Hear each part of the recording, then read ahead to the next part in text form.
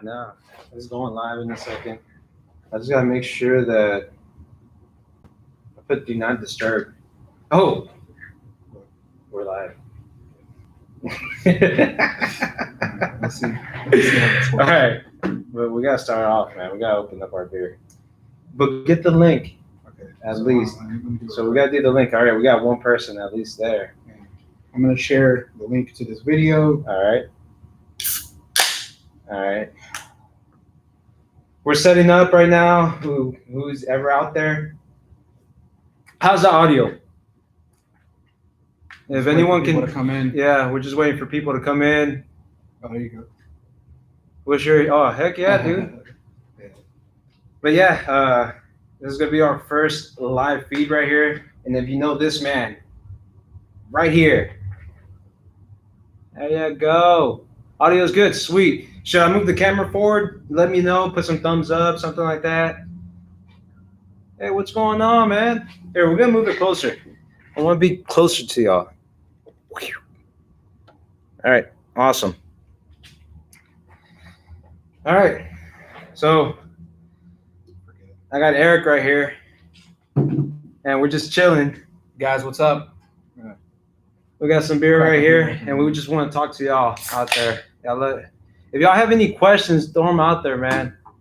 My good friend Eric right here, he had a long day. Guess what? So did I. This is the beer of the day. Crawford Bach. This is actually some pretty good beer, man. This is some Houston beer right here. So he chose the beer, so yeah, it's my first time trying it. White Claw. No, I don't think so. Mark. Come on, man. This is some good beer right here, but and hopefully this is gonna be a long night because I got another 6-pack. Good. Yeah, I got another 6-pack right here. It's pretty good. So good little beer. If you like Shiner or something like that, this is the beer. This is a lot like Shiner, yeah. No, but this Good is stuff. you know what makes it better? It's got a better taste though. Well, the thing I is, look, I like Shiner because it's a Texas beer. But what makes this a lot better is like from Houston too, you know, right there. But look, Eric, let's start it off, man. Tell me about your day, because I called you and you told me what was going on. Let the people out there know how your day went. Just pretty frustrated with an AC job that I replaced an expansion valve and still doing the same thing. So, I mean, I got to go back at it tomorrow and figure out if I made a misdiagnosis or if it's just a bad part. I mean, and we're actually talking about that. I had a conversation with Eric about that. He actually drove. Man, how far was it? it's about an hour drive.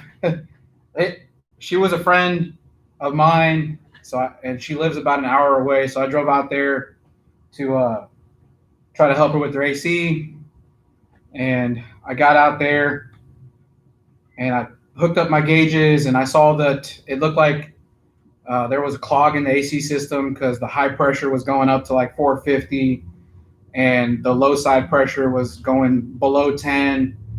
So it sounded to me like there was either a clog in the system or it was a bad expansion valve.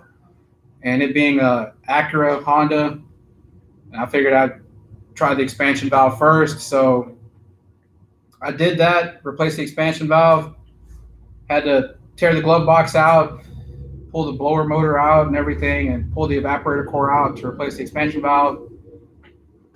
I put an aftermarket one in there, which was probably where my issue is. But the discrepancy there, why'd you go aftermarket? And let's see what y'all would do right here. Okay, yeah. So the thing is, the aftermarket expansion valve that I bought from the local parts store, and UAC is a brand that I've been using for years. I've never really had a problem with them. But the expansion valve at the auto parts store was only $20. And the original equipment one from Honda Acura was like $180. So, I mean, naturally, I tried putting the $20 part in there, but I think I may have just shot myself in the foot because I'm probably going to have to go drive back out there tomorrow to redo the job and convince them that they need to buy an expansion valve that cost almost $200. So, I mean, But the question is, man, because all right, then this is something that we kind of ask ourselves. Whenever you buy a part, you got to mark it up. You know, we got to run a business, and we're trying to justify to the customers, hey, this little part right here is going to cost you, let's say 20%, so it's going to be $240. It's just hard, man. It's hard to explain to and the thing customer. about it is like, so even if I put a markup on a $20 expansion valve, right? For me to go and say, look, now we need to buy an expansion valve that costs $180. Like, I don't have enough profit margin to say, well, I'll just eat the cost. It's just, there's such a big difference that, somebody's gonna have to eat it. She's either just gonna have to pay for the original equipment one, and I'm gonna have to redo the job. But yeah, there's a big difference between $20 and $180. So I guess there must be a reason why the expansion valve costs that much. I don't know. And I had the same problem too, man. It was a Ford Mustang, and basically the compressor crapped out. And compressor was pretty darn expensive, and everything else was pretty darn expensive. And I like sticking with OEM parts, but I'm saying it's really hard to say, okay, we have $1,000 compressor, $200 expansion valve, hoses, this and that, and you're trying to make sure that you take care of your customers. Yeah, that's the thing though, is like sometimes you're just trying to help people, but then you end up, I don't know, you end up in a situation like I did. So yeah, I understand it's difficult. You have to just kind of manage. I was talking to him the other day because I had a vehicle that I went to go look at another shop. They called me out to go diagnose it, and actually I made a video about it. I'm going to be posting it tomorrow. It's going to be a really good case study, but it was about it's a Cadillac CTS, a 2007, and it had all kinds of communication issues. So number one, like the vehicle sometimes didn't want to start, and like you would turn the key, it wouldn't crank or anything, and then sometimes out of the blue it would crank and start and run, but you could never take the key out of the ignition. The key was stuck in the ignition, and that was just one of the problems. The other problem was the alternator wasn't charging. It was only charging like at 12.5 volts, like barely just keeping everything running. And it had a bunch of communication codes for the Class 2 data bus system. And so I went through the whole troubleshooting, and I found out it was a bad ECM. Spoiler for anybody who is looking forward to watching the video, but I'm going to try to post the video tomorrow. But essentially the car needed a ECM, and the shop went ahead and ordered one from a local place around here that they rebuild the computers. And so the first one they brought me, I installed it in the car, and like everything was working. So everything was communicating. I was able to take the key out of the ignition, and everything was working except the vehicle wouldn't start. And it had a trouble code for like the starter relay control circuit. Anyways, I did the troubleshooting, and I found that the computer that they sent us was bad. And so we had them exchange it for another one. And where'd you get the computer from? It's a place called NPC. If you guys are in Houston, you probably are familiar with NPC. Is it a brand new computer or what? It's a remanufactured unit. Yeah. And so the first one was bad. They sent us another one, and the second one had the same problem that the original computer had. So then the second one they sent us was bad, and that one confused me because I was like, well, did I misdiagnose something? I had to go over the whole vehicle again, and I came back to the same conclusion. I was like, man, this computer is bad, and so we ended up ordering one from the dealership. And and when we're on the phone, and I asked them, was it remanufactured? Oh man, I get it, but you got to understand the price difference between buying the computer brand new from the dealership and then buying a remanufactured unit from places like NPC or AutoComp or whatever. And so the shop, that wasn't my part. The shop ordered the computer. But anyway, after getting 2 bad computers from NPC, the third one we got from the local GM dealer. And so when the computer got there, so they ordered the computer, I show up, and the package is open. So this computer obviously was returned by somebody because you could see that the computer is held on with 4 bolts, and you can see the scuff marks where they bolted the computer down. And I guess they returned the computer. We ended up with the computer. So anyways, long story short, this computer that we got from the dealership, I put it in the vehicle, and there was no communication at all. This was a third computer. And so, at this point, the shop is starting to think that, technician. Yeah, they're starting to, I don't know if I would say they're starting to doubt me, but, they're like, well, this is already 3 computers, and you're telling me every computer that we order you is bad. And I'm like, yeah. And then, the thing is that the shop is like a 45-minute drive from me. And every time they order another computer, this is 4 days. 4 different computers we went through, and I had to go there 4 separate days because I'm supposed to program the computer and do the key procedure or whatever. So I wasted 4 trips, 4 days going out there for these computers.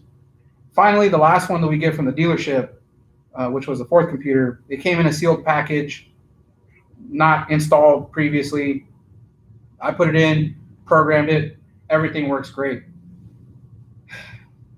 But then the thing is, like I said, I put 4 days of work into, going to the shop.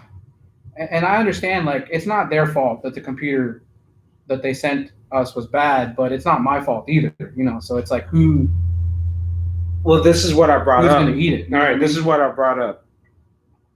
In the sense, I was telling them, I was like, look, man, I don't know. Y'all let me know in the comments right there. I was letting them know, like, hey, educate your clients to get good parts, because you don't want to be wasting your time when you go over there. And I was telling them, man, because it kind of, in the sense, when you go over there and they get a bad part, you kind of, just a little bit, you feel a little bit incompetent. You're like, holy, did I mess up? And yeah, I was starting to doubt myself. Yeah, yeah, because you're I'm like, you're pretty sure that it's the damn PCM, and it messes up, 4 times, and after that you're like, did I miss something? But has anyone dealt with that before? You got bad parts and you're just doubting yourself. I'm pretty sure everyone has dealt with that. But like Eric said, man, it was a bunch of computers that they kept on giving them, and that's why I don't know, man. I'm to the point where I use this a lot with my customers. It's called CYA, cover your rear end, and that's why I like using high quality parts, even with other shops that bring me their vehicles and stuff. Do y'all use that with your clients? Do y'all say CYA? Yeah, Super Mario said every time I see a dormant part. Yeah. Oh God! Don't even talk about that, man. I actually have a good friend of mine. He works. I'm not gonna say his name, but he works at a Firestone, and hopefully he's watching this right now. He loves Dorman, and I don't know why. He's probably getting advertised by Dorman, but Jesus, I just don't get it, man. I would say this, as far as like plastic parts, I think Dorman probably has some parts like intake manifolds. Yeah, there's one intake manifold. There's a For like Ford. Ford. Yeah, It's made in the United manifolds. States. That's Those are good replacement manifolds because I think they make it out of a better plastic. They I don't know, they make it thicker and more reinforced. I don't know. It's just funny because every single time I go to like a tool expo or that kind of stuff, they have the Dorman booth, and that's one thing that they always show, that intake manifold. Yeah. It's like their they're best proud. seller. Yeah, that's the best seller. They're proud of that, man. Yeah. They're like, look, this is made in America, right? I know 99% of the other stuff is pretty much. I don't want to talk too much mess, but yeah, but that's one thing, that's their pride and joy, man. that is their pride and joy. I swear, I see it at every tool expo, man. Every tool expo I go to, there's that Dorman intake manifold. Actually, I have a job scheduled tomorrow. Doing a thermostat housing on a Chrysler 200. And Dorman? Yeah. Well, that's what the customer bought, and I mean it's a plastic thermostat housing. And funny enough, like the Chrysler 200, it's the 4-cylinder. I forget what size engine, but it actually has 2 thermostats. Or like inside of one housing. So. Hey, y'all asking if I'm eating any chips? I just don't want to make any loud noises, but let's see. The chips probably weren't a good idea. Dude, these are the best chips. I don't know if they offer. Hey! Look who's there, Keith. I was waiting for you, man. I was waiting for you. We should probably answer some questions because we just started talking. No, he just says Dorman still sucks. I agree with that, Keith. 100%. You guys have any questions? Ask away. Anything you want to ask? Where are you going? Look what I bought today. What bam! I finally. This is gonna be my new addition right here. 170 bucks. It's a stubby one. That's yeah. Fit in some tight places. Yeah, it's pretty cool, man. Because look, I had this one for what, 5 years or so, and it did pretty good. Not too bad. Finally went for a stubby. And man, look, hold it. It is. I was about to say the cuss word, but compared to that one. Oh yeah. Yeah, right. Man, with the battery and everything. Yes, yeah, it's nice. Dude, it's really good. But I was gonna show something right here because I was just talking about that. All right, so this guy's who's this? Steve M. Sorry, my vision's not that great. What's the most reliable car on the market? My wife needs a new car. Toyota Camry or a Honda Accord? Honda Accords, they have a bunch of transmission issues, especially if you go in the earlier 2000s. Yeah, the B series transmissions, BVGA, mid 2000s, Honda Accords, Honda Pilots transmissions have issues. I mean, if you say overall, who's probably better as far as quality, Toyota versus Honda? Toyota. I would say Toyota. Toyota. Hands down. Like Toyota, it's better quality than Honda, but everything has its issues. I don't care what brand it is. If you ask a technician, a mechanic that works on cars every day, I'm going to tell you one thing. To us, all cars are just horrible because we see their issues. Yeah, that's the thing. Is like we can't look at one car and say that's the best car because we see issues. Like even with Toyota, I've dealt with a lot of Toyotas that burn oil, and especially like with the what is it, the 4-cylinder that's in like the Celica. Those have issues where the piston rings. I guess the way they designed the oiling holes in the pistons, they get clogged up and then they burn oil. So that's a common issue on Toyotas. So everything has its problems. What year did Toyota put the GM motors in there? If someone can help us out on I'm this, not really sure. I forgot what year was it.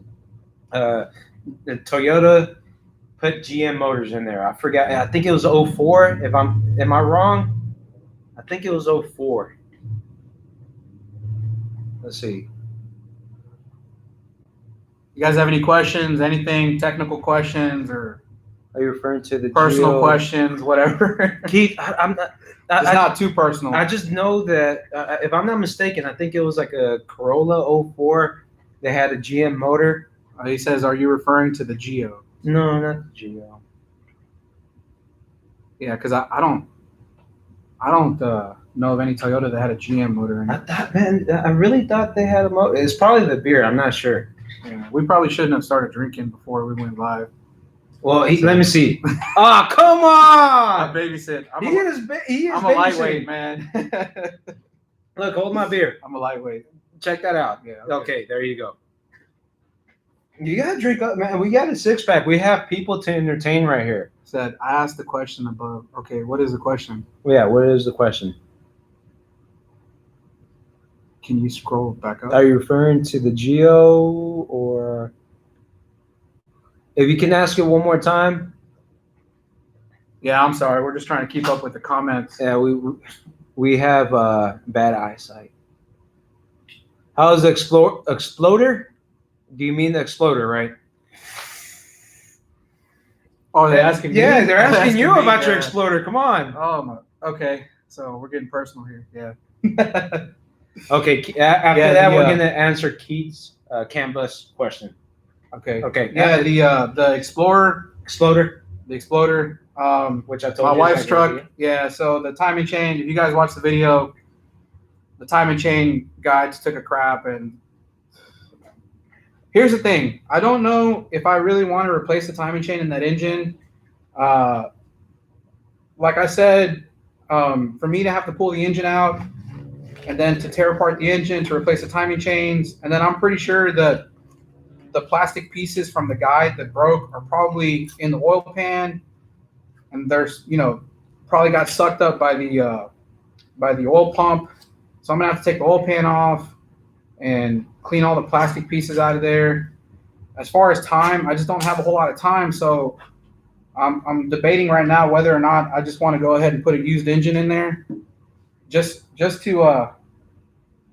to get it done quickly, and then hopefully the truck will last at least another year before we decide to get something different. I don't have a whole lot of time to mess with it, and what I'm having to do is just kind of like in my spare time.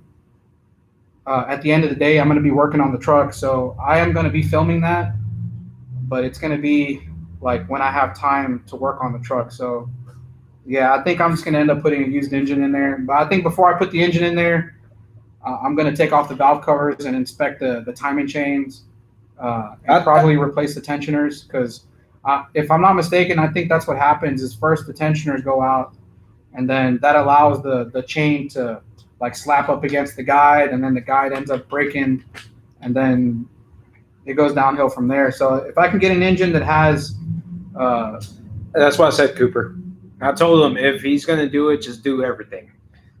Yeah. But hey, what do y'all think? Should he make a series out of it? That's why I was talking to him about that. I told him right off the bat, I said, well, those Exploders, they have bad PCMs as well. And I actually replaced the PCM in that Explorer we did replace less it. than a year ago. Uh-huh.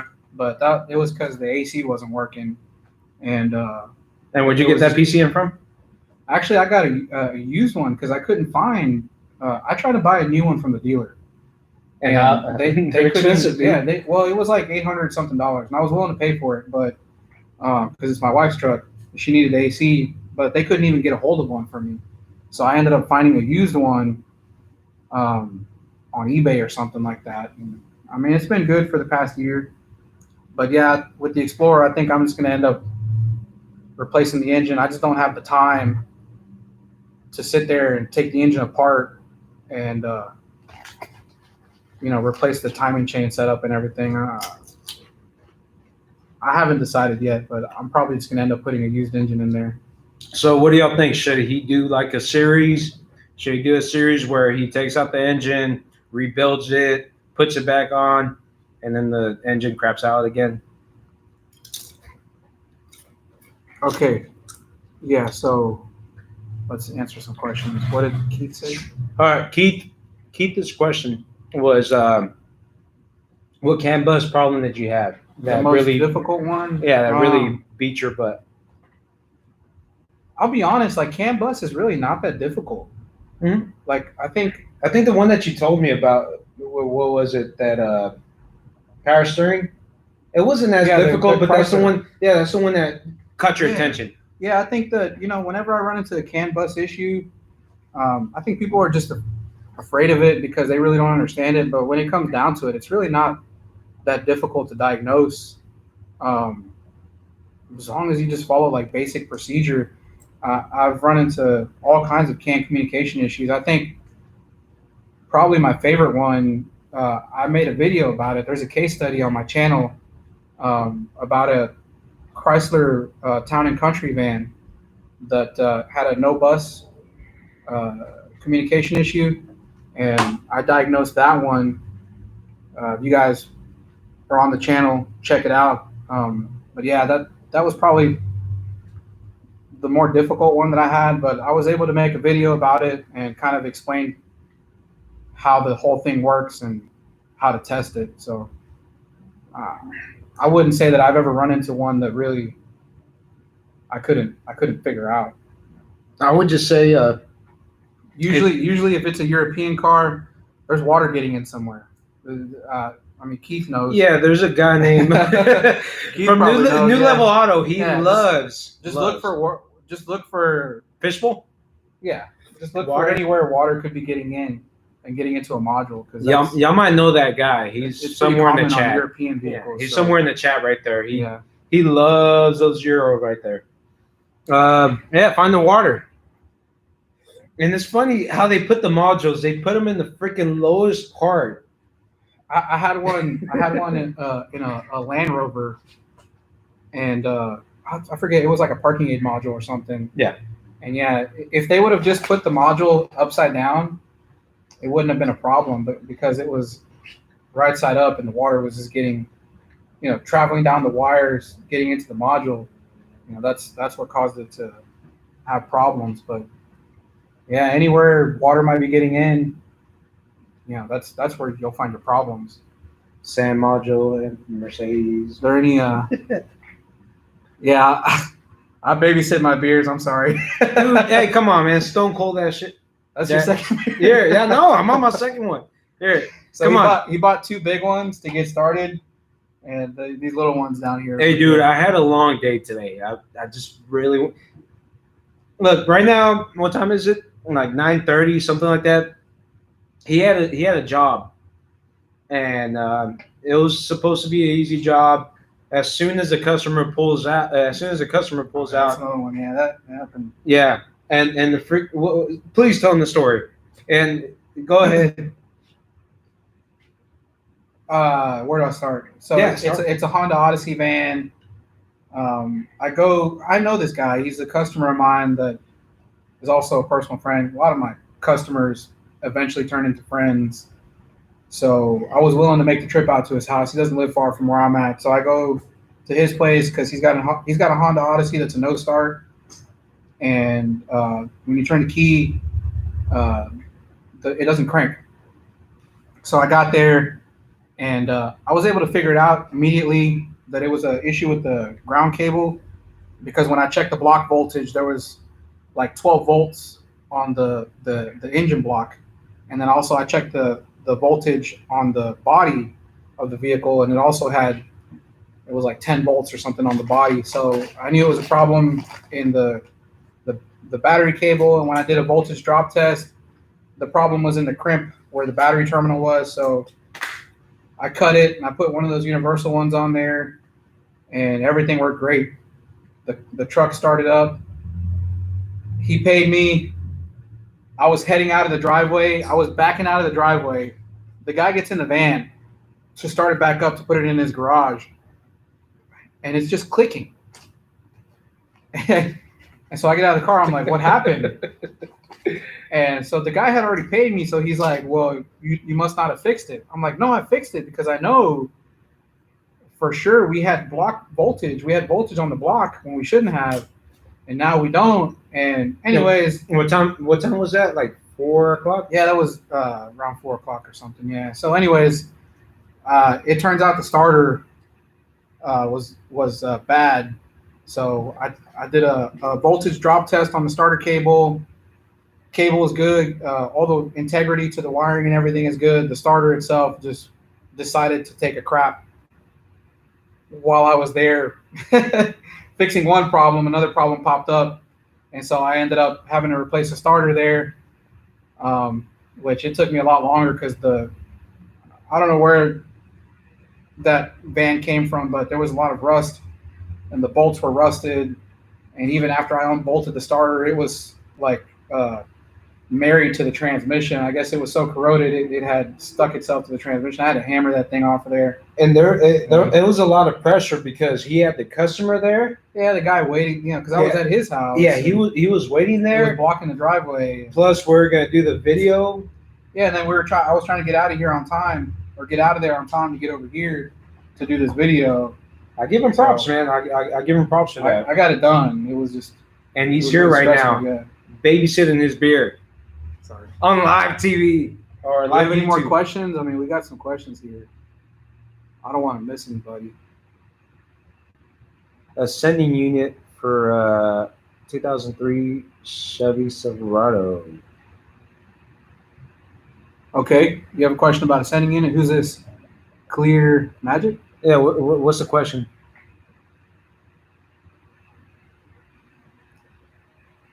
A socket.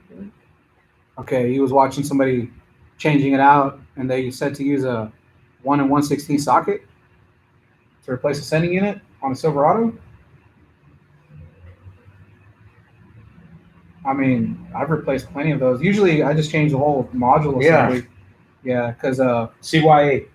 yeah, I don't know about using a socket like that, because I think it's just a matter of either you have two choices. Either you can drop the tank, or if you have a friend to help you remove the bed, you don't have to remove it completely. You can like unbolt it and then scoot it back a little bit, or kind of raise it up enough to get access. Yeah, just raise it up a little bit to get access to the fuel pump. And I think the Chevrolet, it's not bolted on. It has a ring on there that you can just Hammer it out. hammer it off, yeah, with a chisel and a hammer, and you should be able to just pull the sending unit out. And if you're just going to replace the sending unit, if you pull the module assembly out, I think you can just pop the little float off of the side of the module, and it's that simple. I don't think it's. But trying to find that sending unit, the float, it's. I mean, you got the internet, man. You can get anything on the internet nowadays. It's a 12-sided socket. I don't know. I can't recall where you would run into that on one of those fuel pumps. So I've done plenty of those fuel pumps. It's pretty common, and those I think some of them you'll find there's a redesign where the connector. Oh, he's talking about the oil sending unit. Oh, the oil sending unit. Yeah, yeah. If you're talking about the oil pressure sending unit, All right. it's behind the intake manifold, and there is actually a special socket. You can buy it from Lyle Tools. I think Lyle makes it. Yeah, there's a special socket that fits right on there. Yeah, And, got me confused for a second. I think Oz might have one here in the shop. I know I have one in my toolbox, but if you, okay, so that's the socket you use. Mm-hmm. You want to show the people out there? Yeah, this is a socket that he uses. Dude, I got confused for a second. 1 1/16. So Yeah. any socket like this, as long as that's the size, it'll fit right on that oil pressure. I have a video that shows exactly that. Yeah, I have different fittings that I use and so on. I have one that I bought from Lyle. It was made specifically for it, but any socket that's that size, 1 1/16 should work. I want to show you a socket that I've been wanting to get for the longest time, and I finally got it. Shotgun the beer. Dude, tell him to stop babying this damn beer. All right. Man, it's hot in here. It's just me. All right. Check this out. So who knows this right here? Come on, Eric. Yeah. Answer the question. Those are the high side ports on the for the AC system. You find them on Fords and GMs. Dude, I've been looking for this damn socket for the longest time, and I finally got I it. have that socket. Yeah, I actually have it in my car outside. Dude, right now. this is so amazing, man. Because honest to God, I was using. Yeah, I bought mine from Mac Tools, but it's the same thing. It doesn't even. I don't even know who makes it. It doesn't have. Yeah, it was kind of cool. Like, yeah. So yeah, I was so definitely if you do AC work, that little socket for those high side ports, get you one. Yeah, because I was using some pliers, and what do you you get end up rounding it off, and then you have trouble putting the coupler on there. Yeah, and then you can mess up your O-ring. But I bought both of them. I bought the high side and low side. So I have both of them here. Clear Magic said his socket won't fit. Really? Oh, I know why. It's too thick. No, they put an aftermarket. They probably put an aftermarket one on there. It happened to me. Because you know what? S&P has one that won't fit on there. I think the difference between the Lyle one that I have is that it's more of a thin wall, because I think it's right next to like where the cam sensor is, and I think the socket has to be able to squeeze in between there. I can't remember. I just remember I bought an S&P one before, and it was a little different. So yeah, I had to engineers drink. I'm not. This dude said he just changed one with vice grips. Yeah. Really? I think he's talking about the high side port. Oh yeah, no. Yeah, I've been doing that for the longest time, but that's the thing. You end up rounding it off. You gotta round it off. And remember, the O-ring goes through here, and I do not want to mess up the O-ring. I'm burping too much. That's the problem with beer. I don't drink too much because I'm gonna end up burping a lot. Yeah, but no, I had that issue. Reading. Yeah, I had that issue with. I think it was an S&P oil I'm sending. gonna bring this a little bit closer. Go ahead. Bring it close. Oh, yeah, we look uglier as soon as it gets closer. Shows all our acne and all that bad stuff. Think Diag. You gotta answer that one. Is it with it? Worth it. Oh, worth it. Yes. Yeah, honestly, like the Think Diag, I don't think you've tried it yet. No. You haven't? No. But I think the Think Diag is really good. I think I mentioned in my videos, I think it's worth it if you work at a dealership and you typically only work on one make. Like I used to work on Nissan, and that's all we worked on at Nissan was just Nissan. So for me to have something like that where I could have the Nissan software, on a Bluetooth dongle that I could just use my phone, because I know when I was working at Nissan, we had like 4 Consult 3s, which is the factory scan tool, but we had like 20 techs in the shop. And so a lot of times we were sharing the Consult 3, and that's why a lot of the technicians had their own scan tools, because if you're just trying to do a basic code check or whatever. But you guys know, like, I'm not saying the Snap-on doesn't make good scan tools. They make good scan tools. Also makes the best. But as far as functionality goes, Snap-on, it's just they're not with it, man. Like when it comes to like Autel and these guys doing like the launch scan tools, like there's just so much more functionality that you have than versus a Snap-on scan tools. And the Think Diag, allows you to download a specific manufacturer software for whatever car you're working on, and it's basically like having the launch. What is that? The one that you have, the Diagun? Diagun. Yeah, it's basically like the Diagun, just on your phone. So. Let's see if we have it. Yeah. So if you're used to this interface right here, it's a lot like that interface. Yeah. Except, if you're doing this professionally, you're going to have, the software for all of the manufacturers, whether you're working on a BMW or Mercedes or Chevrolet or whatever. But if you never really work on those, just pay for what you need. I think that's where the Think Diag is I don't know, it's a good deal, I think, for the price. And I've seen a lot of these Bluetooth OBD2, that work with your phone, but it's all it is like a global OBD2 scan tool. It doesn't give you like the functionality of But this is a phone, just to let y'all know. Yeah, it's essentially a phone. Yeah. It's literally a phone. Look, check it out. Phone, yeah. That is a phone. If If you take it apart, there's a phone in there.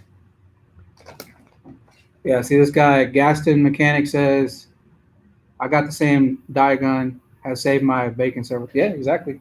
Mhm. That's what I'm saying. And you know, you pay $8,000 for a Snap-on scan tool, and it doesn't do what this, you know, I wish there was more. sub $1,000 scan tool does. So. But look, I'm going to show you all my scan tools. And they always ask that question, what's the best scan tool?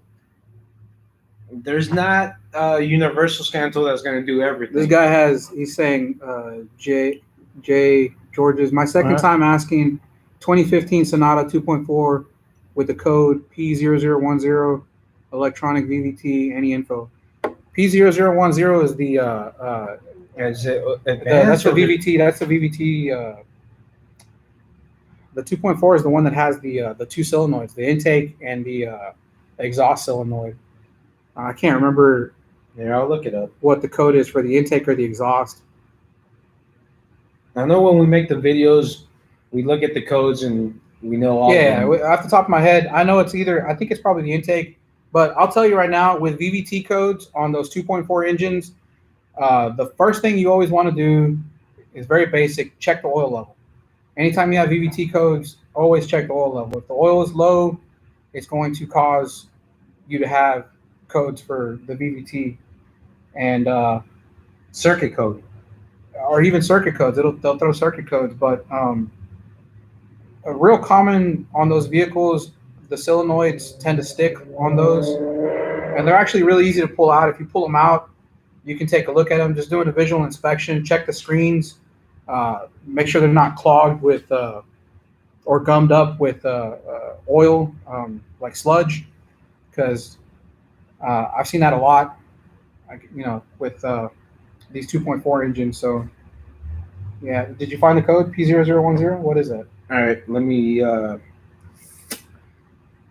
right, so P0010 code refers to the VVT component and the car's PCM. Blah blah blah blah blah. That doesn't really say that. No. What is the code description? Camshaft position actuator circuit. Yeah. Yeah, camshaft position actuator circuit. I'm gonna tell you right now, 9 times out of 10, it's a bad solenoid. I mean, would you agree? How many solenoids do you replace? I replace solenoids on those things all the time. Like Chevy. Yeah, that's what he's referring to, right? On the No, what he said? Oh, a Sonata. Sonata, yeah. 2.4 Sonata. Yeah, if it was a Chevy, hell yeah. But yeah, Sonata is different. Yeah, I saw 2.4. I was thinking of a Chevrolet. But the thing is that those Sonatas, they have a bunch of timing problems with their engines. Yeah. I wish we could do a diagnosis over there. Yeah, I don't want to do the. You know, that's the thing. We can try to give you info, but you know, we're limited to what we can do unless we can get the vehicle in the shop. I don't want to pull that S. Kilmer diag. Yeah, there's somebody that does. Next question. Yeah, you know, that kind of stuff right there. No, I don't want to do that, man. I don't want to give you bad information. You know, on that. Oh, he says this is not like the old solenoid. It is a motor controlled by the PCM.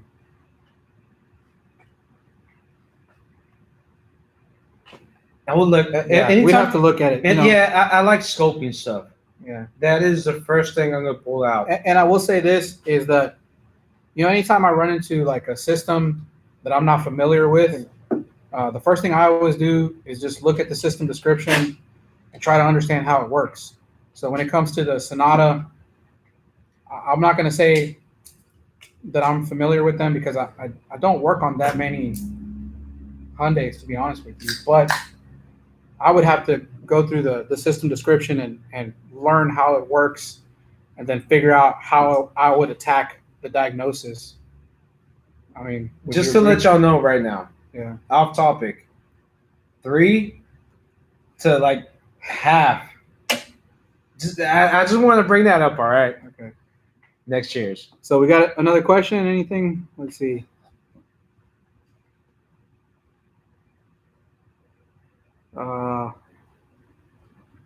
Spearman, Texas. Hi, Spearman, Texas.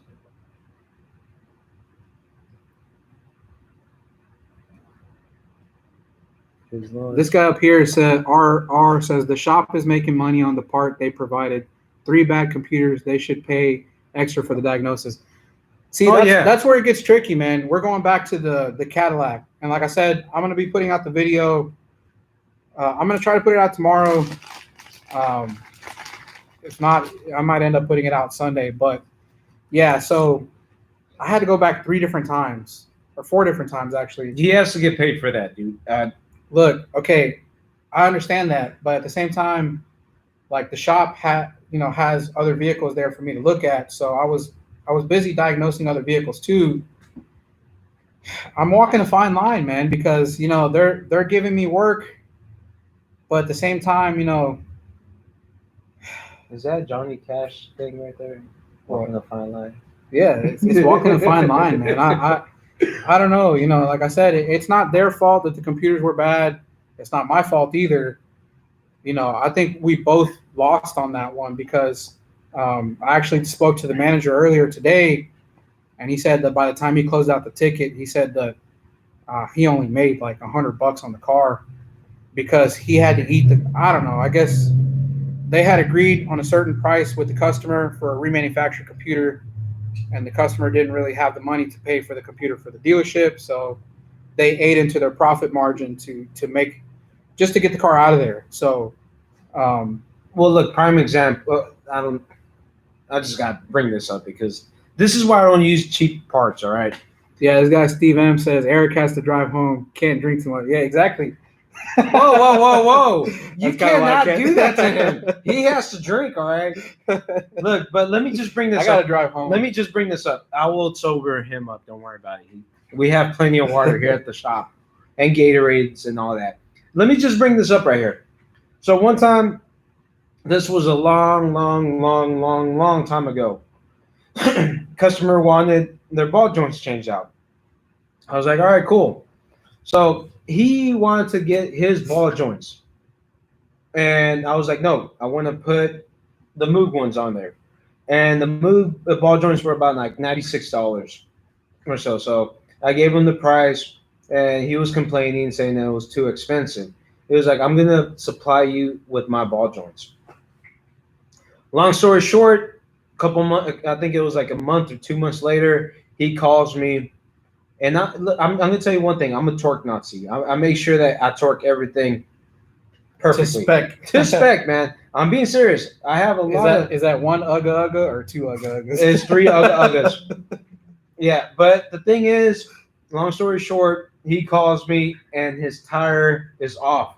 Ball joint breaks. Guess who's yelling at? This guy right here. So I went over there and we're looking at the damage, and he's basically chewing me out. And finally, we talked it over, and I asked him. I was like, "Hey, I never asked you this. Where did you buy your ball joint from?" He tells me that he bought it from eBay at $6. See, but you. Okay, dude, it's $6, man. Yeah. $6 ball joint, and I was trying to put a freaking Problem Solver Moog one for it was like 90 something. But see, that's why whenever they provide their parts, you don't offer a warranty. So look, I know, but you still don't get mad at me. You got to do that CYA, man. You got to cover your rear end. So look, you're gonna have to pay me to do it again. Yeah, but that's the thing, man. Whenever that happens, whenever they're driving, yeah. And this guy says, Gaston Mechanic says, just say no to cheap steering components. Too much of a risk. It is. It's too much of a risk, man. Because you know what? That day he had his family with him. It was his whole family in the car. Yeah. Just imagine if they were on the freeway. Luckily, look, I don't want like saying that, but it happened right there on a small neighborhood, and they're going 20 miles an hour or something like that. So no big damage, but end of the day, man, you got to cover your rear end, and it's just we're just going back to the first let's take another question. This guy Orville 58 says, "What is the trick to getting the rear valve cover gasket on a Nissan 2.4?" But 2.4 is a 4-cylinder. There's no rear. What do you mean a rear valve cover gasket? I mean, if it's a V6, it's got a. I think he's just trying to like pull it up or something like that on the back end. Well, on the Nissan 2.4 is like an Altima. Transaxle, so this one. Yeah, the valve cover is pretty simple to pull off on that one. I will say on those Altimas, if you're gonna do, I don't know if it's an Altima, but if it's a Nissan with a 2.4, make sure if there's oil getting into the spark plug holes, you're gonna need to replace the whole valve cover because You have those. to. Yeah, I hate that, dude. yeah. That's one thing you can't about replace Nissan. you can't replace the spark plug tube seals like you can on the Hondas. The spark plug tube seals are built into the valve cover on the Nissan, so you have to replace the whole cover. But they're about 40 something. Yeah, you can buy them cheap at the now. dealership. Dorman makes some. Dude, don't even bring that name up, please. Just go to the dealership. Yeah, Dorman makes some. Dude. All right, Dorman sells it for $40 something. Actually, yeah, they're not that expensive at the dealership. Yeah, they're not. They're actually really really cheap. That's what I'm saying. Do not bring that. It's not worth buying a Dorman one here at the shop. Yeah, so you may as well go to the dealer for that valve cover. Eric, why'd you say that, dude? I'm just mentioning it.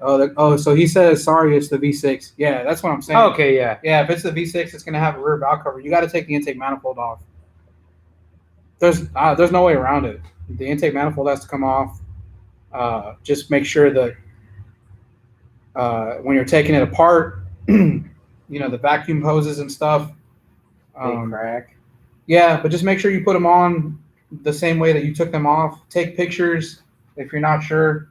Document. Take pictures everything before you take it apart, and then you'll see how it goes back together. Because I had one where a customer replaced his valve cover gasket, or he took the intake manifold off on the Nissan, and there's a purge solenoid on the intake manifold, and the two hoses, he got them turned around, and he was getting a code for it was like an evap code or something like that.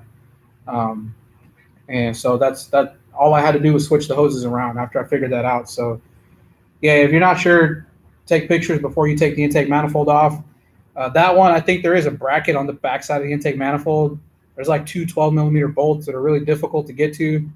Now, how do you know this? Did you ever work at a dealership? Yeah, I worked at Nissan. I know Nissan, man. Yeah, and he still brought up Dorman. Yeah, it's a bracket. There's a power steering hose that runs along the back of the intake manifold, and it's got a bracket with two bolts, two 12mm bolts, and those are a pain in the to get to. But I'm pretty good at getting my hand in there and using a stubby wrench to get them off. How'd you do that again? Yeah, just you got to reach in there and get them. Like Eric, go do the reach around.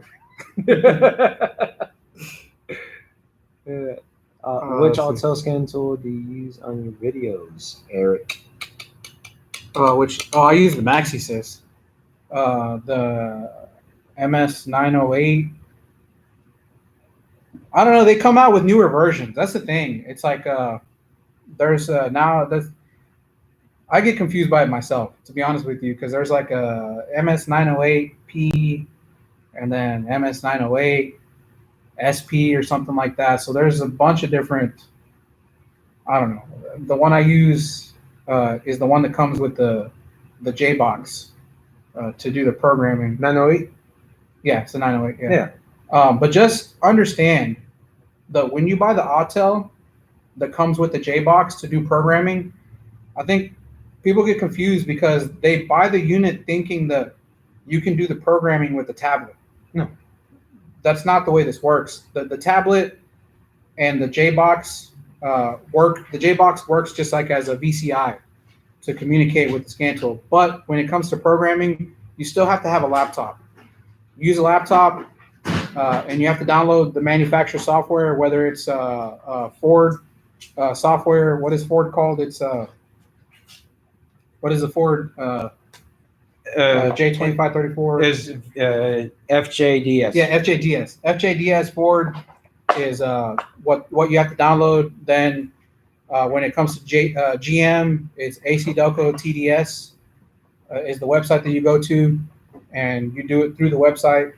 But yeah, you have to have a laptop. You can't do the programming out of the unit itself. The tablet does not program.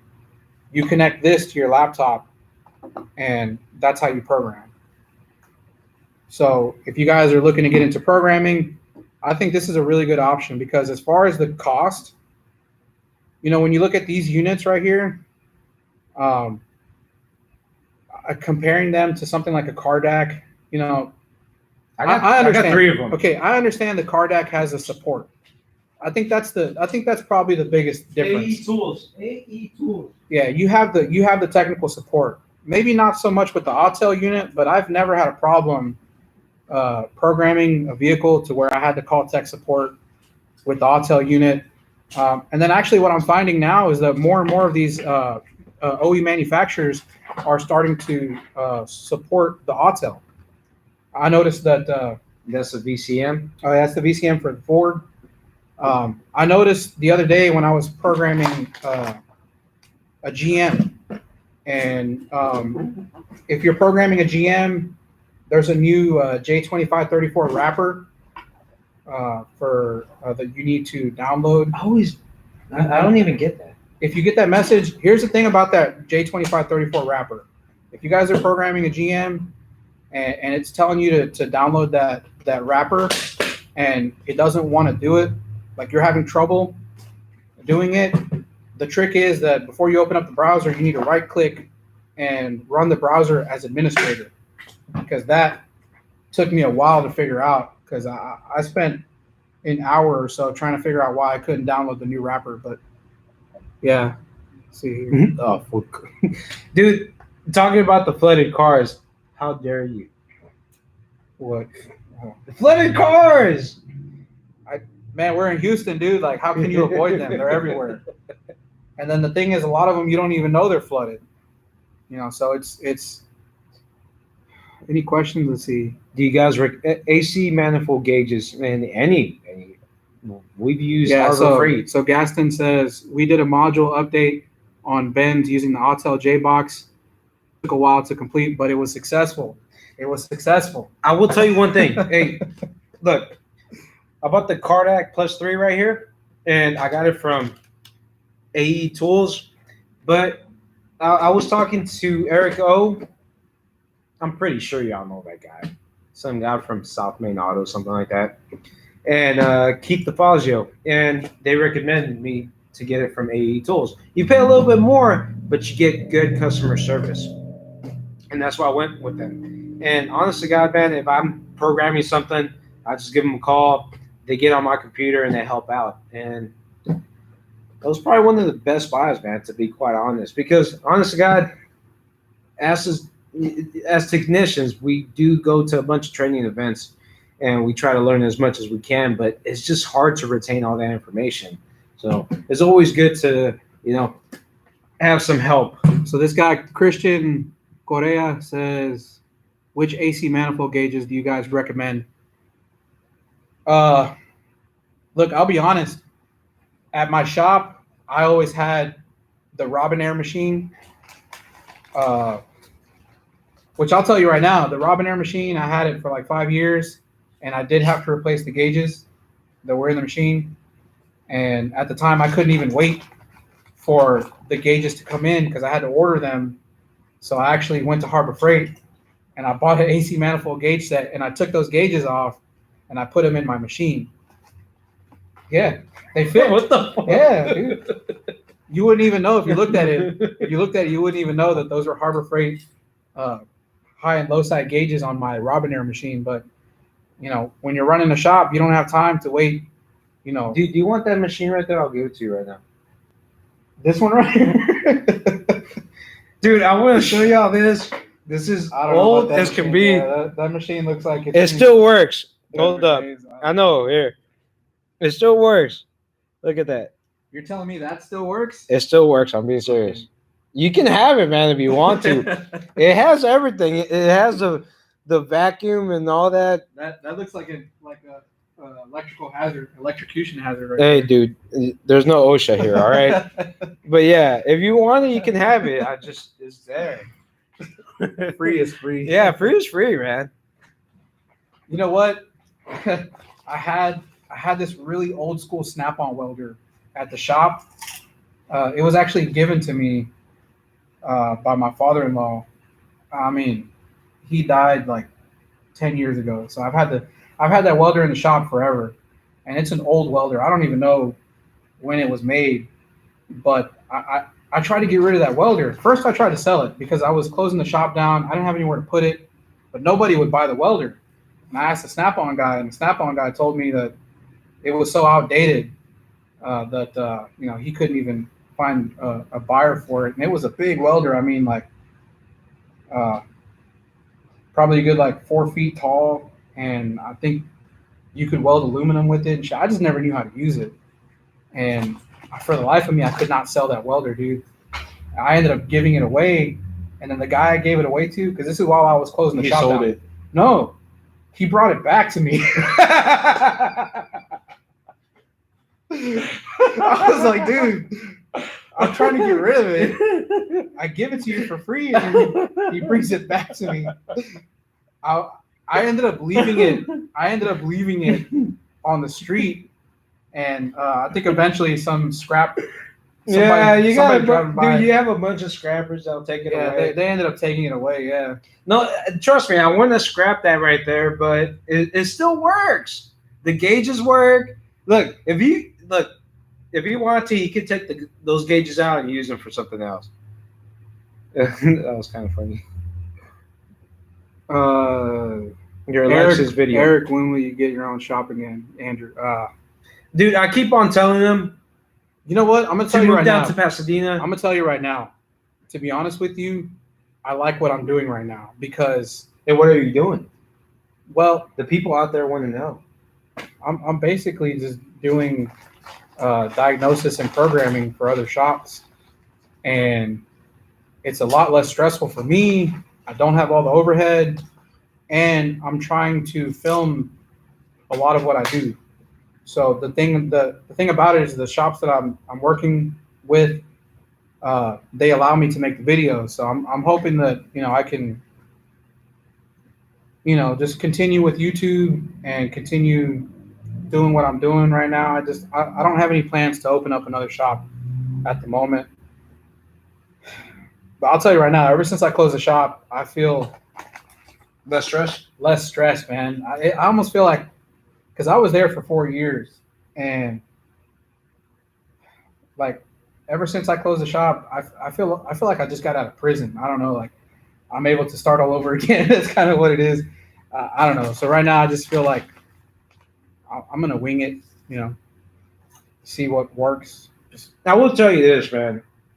Owning a shop is not for everyone. It's not for everyone. Yeah, it's not easy. And it's not, dude. It's not easy. Actually, I'm still planning on making videos about that aspect of the automotive, the automotive business side, because I feel like I have a lot of information to give about that stuff, and I am going to be making videos about that. So I just haven't gotten around to doing it. I'm going to do it though. We have any questions? Yeah, there's a lot of stress. Christian Correa says, Eric, did you go to school to fix cars? Man, I did not go to school to fix cars. I'll be honest with you. What's that? The commercials that they have? Everest College. I actually, when I graduated high school, I went to school for nursing. Is what I started going to school for, and so I was doing like anatomy and physiology and microbiology and all that stuff. But I've always worked on cars, and I guess it's a long story, but basically I got my start in automotive working with my father-in-law when I was like a freshman in high school. He had a shop, and he hired me on because I was dating his daughter. And so I needed a job. And he was like, well, you can buy her, the things that she wants if you come work for me or whatever. So anyways, I was working with him, and he was really, really knowledgeable. He was an a-hole, a real big a-hole, but he taught me a lot.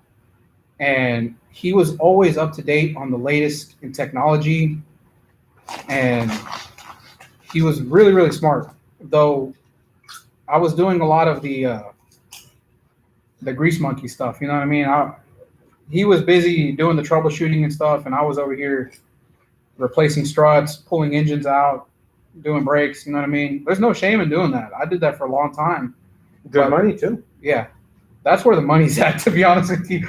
But I was just kind of taking bits and pieces from him, and then he passed away back in 2008. And when he passed away,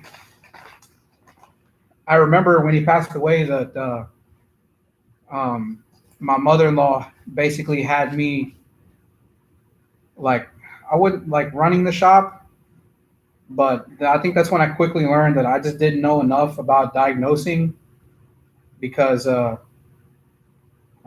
was the one that was doing all of that, and so she ended up closing the shop down, and I think that probably hit me like emotionally, that I really didn't know what I was doing as far as diagnosing cars. And I think after she closed the shop, I went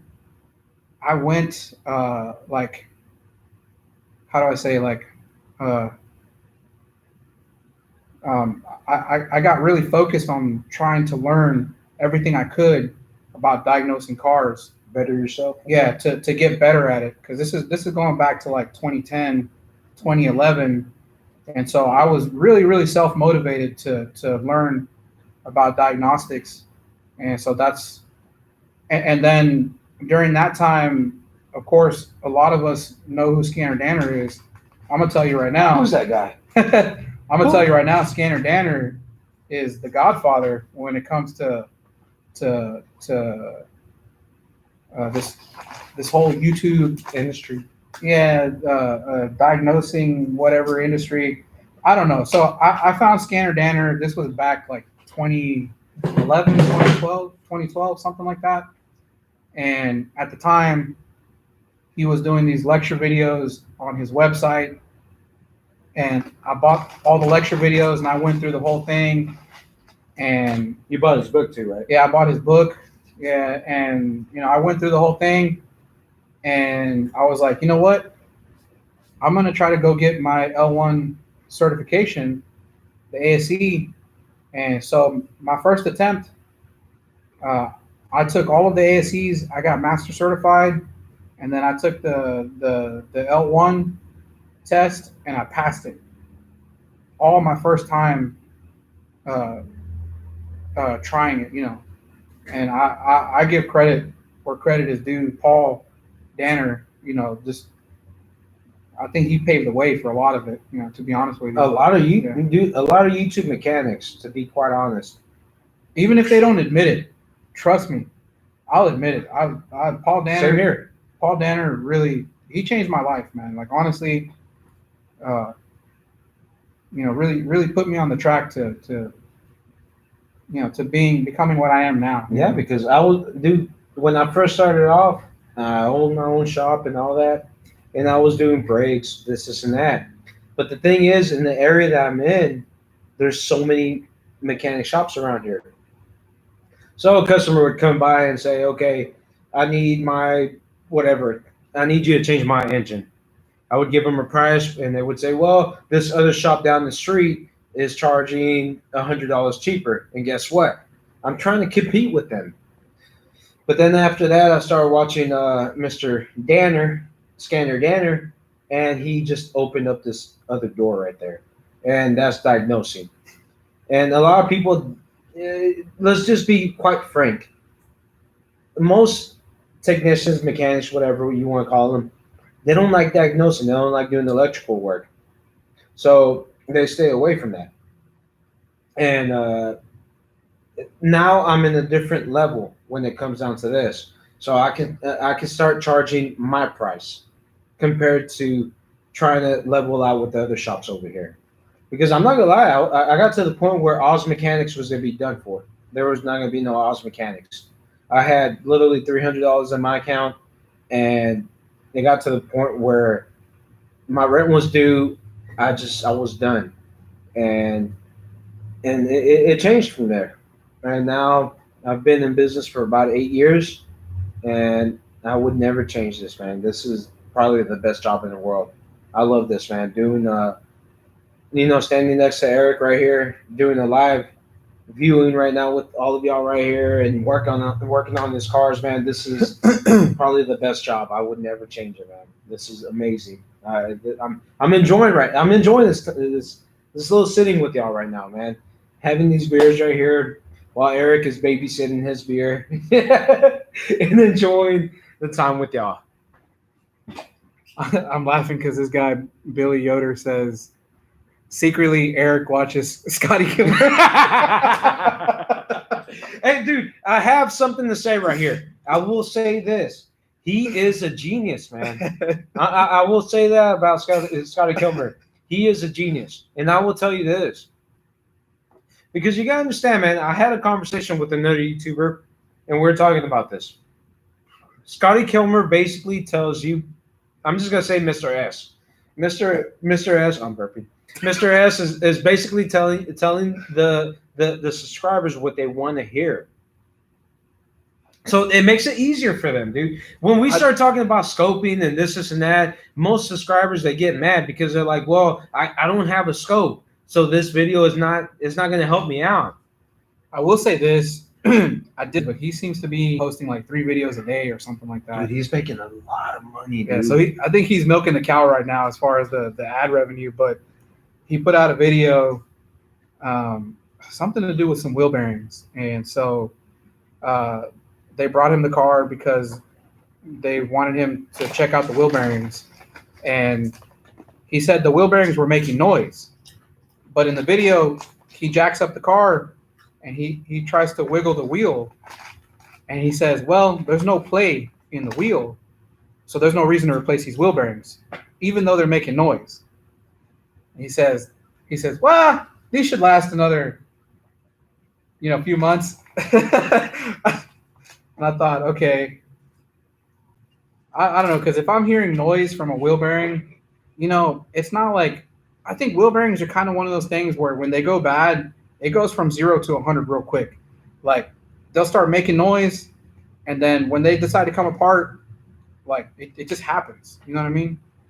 So, not to say anything bad about Scotty. I actually, the funny thing about Scotty is that he's here in Houston, where we're at, and I used to work for a parts company here in Houston called XL Parts. I was a counter salesman, so I used to answer the phones. That's a good place to buy your parts, just to let you know. They're growing. If you're in Houston, XL Parts, they carry a lot of the OE parts, and they even supply the dealers here. But anyway, yeah, he used to call to order parts, but every time this guy would call, man, he would have you on the phone for like half an hour just jabbering away about how bad Mercedes was. And Toyota's and how good Toyota was. I'd be on the phone. It got to the point where at the call center, when he would call in to order parts, they used to time us because he would take up so much of our time just talking about. The guy would just jabber on, and if you didn't like cut the conversation short, you'd be on the phone for like an hour with this guy. So yeah, we actually at the call center we had to learn to limit our time on the phone with him because it's a long story. They started doing a lot of micromanaging, so they were timing our phone calls, and they were saying, "Oh, you're spending too long on phone calls," and every time Mr. S would call, we'd be on the phone for longer than we should have been. I just gotta say, man, yeah. He's a cool guy, though. He really is. He's a cool guy. You gotta give him props. Yeah, man. He's a cool guy. You really have to give him props, man. End of the day, he perfected his job, man. Yeah, he's like, I think if you get to know him, he's a really cool guy. Like I like him. I have nothing bad to say. Other than, yeah. Let's take another question. Yeah. I don't know what other questions do we have. Bro, you know homie Hector? Oh yeah. Yeah, I mean I know who he is. I don't know him though, but I think his channel is awesome. Yeah, look. Next time I go to California, and I don't know when that's. I know. Right now he's not putting out a lot of videos, but I think because in California are they still in lockdown? No. Well, the thing is that he was working for Firestone. Oh yeah, he was working for Firestone. I think he's not working there anymore. So. And trust me, And then I guess with the lockdown and everything, I don't know. I know he's not putting out a lot of videos now, but yeah. If you don't know Homie Hector, check out his channel. I don't know him personally. I enjoy his channel. Dude, next time look, because we're trying to right now what we're trying to do, we're trying to see if this is something that we could, keep on doing. We're testing the waters. We want to see if y'all like it.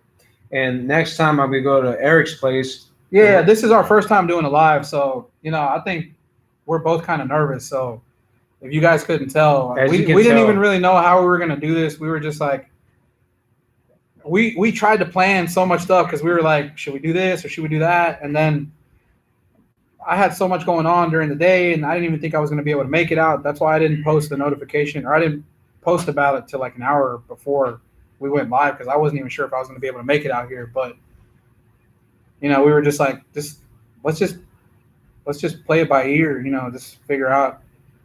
Oh, trust me, we're gonna try to do more live videos. Yeah, we're hoping to get better at it. You know what I mean? Like, yeah, because essentially what I'm trying to do from this live video is trying to see if I can drink more beers right now. that is my approach right here. I'm to the point where I'm trying to see how many beers I can drink. So, and look, I'm gonna put this out there. There is nothing official yet. Nothing official yet, but we played around with the idea of starting a podcast or like a channel, a separate channel where it's both of us basically. And I mean, I think it's going to be more casual, more laid back. Like, we're just going to answer questions or talk about different topics. If you guys have topics you want to discuss, or questions you want to ask us, I mean, I don't know. I think it'd be cool, just to do something like that. So this is kind of the we're testing the waters. We're testing the waters right testing here. The waters. We just want to see what the response from y'all. We just want to see what y'all think. Honestly, we didn't think anybody was going to show up. Yeah, I think we were like expecting like 5 people. Yeah, I was kind of. Thank you guys for showing up, though. You guys better than listening to a politician. Oh yeah, yeah. Well, you give a politician a beer, they'll listen. It might come a little different, yeah. Yeah, they'll act a little different. But no, man, the bald mechanic, hard at hearing. Yeah, no, we're just trying to test the waters. We're trying to see what y'all think, because honest to God, we want to kind of. Yeah, man, dude, we're gonna play around with it, Yeah. So like I said, this is just the beginning. We're just testing the waters. If you guys like it, we're gonna try to see if we can, I don't know, do this more often, And we want to be able to take questions too. If you guys have technical questions, pick our brain. We'll try our best. We can't diagnose your car. We can't diagnose your car over a live feed, But we're gonna try our best to answer questions,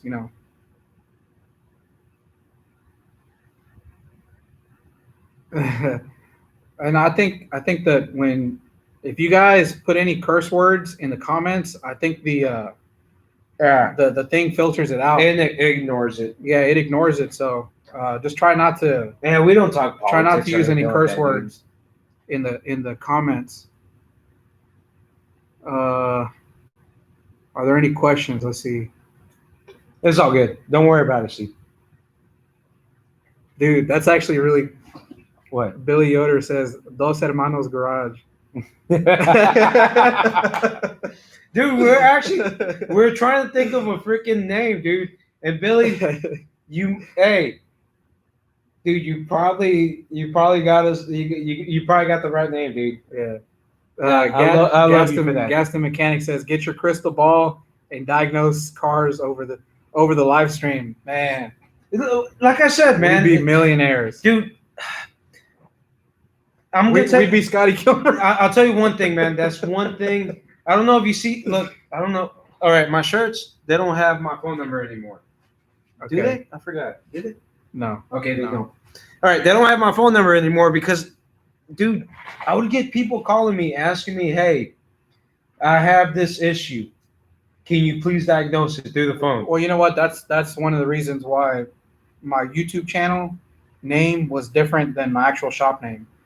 Because I didn't I was getting a lot of phone calls from people everywhere just asking me questions. Like at first, I didn't mind, but it gets to a point where It gets overwhelming, dude. Like, hey, you're trying to work on the car, and sometimes you're trying to make videos. yeah, or you're trying to do something. Yeah, you're trying to do work, something. Dude, I had a person call me at 10 o'clock at night. I don't know who it was. I'm not trying to. Well, I am trying to put you on blast. But they called me at 10 o'clock at night, asking if they can. Drew! All right, I'm sorry, but they called me really late, man, and asking if that can help them diagnose a vehicle. And they might have been in a different time zone, so they may have been calling from somewhere, and it's still daytime over there, but over here it's late. I don't know. But come on, man. Yeah, that's one of the reasons I didn't. My shop name was not the same as the name on the YouTube. Because his YouTube channel is Advanced Level Auto, and his shop name is Advanced Level Autos. So he kind of it was L1 Tech Automotive, but I closed the shop, so it's no longer around. I'm trying to get to questions. So Mustang Manny says, ever rebuild Honda Auto Trans? You're giving me flashbacks to a nightmare. Yes, I did. Yeah. If you're looking to rebuild a Honda transmission, check out. There's a YouTube channel. What's the guy's name? Scotty Gilbert. Come on, man. There's a guy who rebuilds transmissions, and he's got a video on YouTube about the BVGA, like the Honda transmissions, which you'll find them in like the Honda Pilots, Honda Accords. I'll try to find his. Eric is the guy. You are the guy. What do you think about BMWs? I like the older BMWs. You ask about BMWs. I hate BMWs. Well, not like the 2.5, the older ones. Okay, look, maybe pre 2005. Yeah, 2005 and down, BMWs were much better quality. Really good, man. But anything after like 2006, they're gonna last 100,000 miles. I put it this way: I tell people BMWs are great cars to lease, because, or if you're gonna own a BMW, like you own it for 5 years, and then the guy who buys it secondhand is the one that's gonna deal with all the issues that the car has. Yeah, that's the truth with dealing with BMWs. They're so damn expensive, right? But that's when you think about it, that's the reason that European cars, they devalue so quickly. When you think about a BMW, you buy it brand new, it's like $80,000, but then 10 years later you can buy them for like $2,000. Yeah. and the reason being is because they just don't hold their value. So I think as far as European cars go, so what car holds their value? What cars hold their value? I'll say like Toyotas tend to hold their value. They do. Yeah. I'm not gonna lie, because I see Toyotas. I see people trying to sell Toyotas. Bro, I don't know what it is. Tacoma. What is it with Tacoma? Toyota Tacomas, early 90s. 200,000 miles. But why do they want so much money for these trucks? Dude, I've been trying to find a freaking Toyota Tacoma. I don't get it. I have a 2004 Mazda B2300, has 160,000 miles. Amazing truck.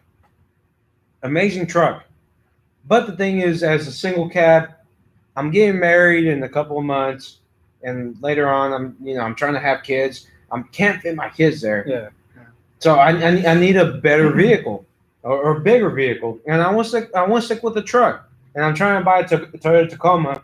I'm looking at 2006 with 250,000 miles, and they're trying to sell it for almost $10,000. Yeah, that's what I'm saying. I have a friend. This guy's obsessed with these Toyota Tacomas and the 4Runners, and he buys and sells these things. And I don't know what it is about these trucks and the amount of money that he's flipping these for. Like, they're good trucks. Yeah, they're good trucks. I get it. I get it, but then again, I don't understand. But a Chevy Silverado. Let's talk about a 2001 Chevy Silverado. That son of a gun can last a pretty good amount of time.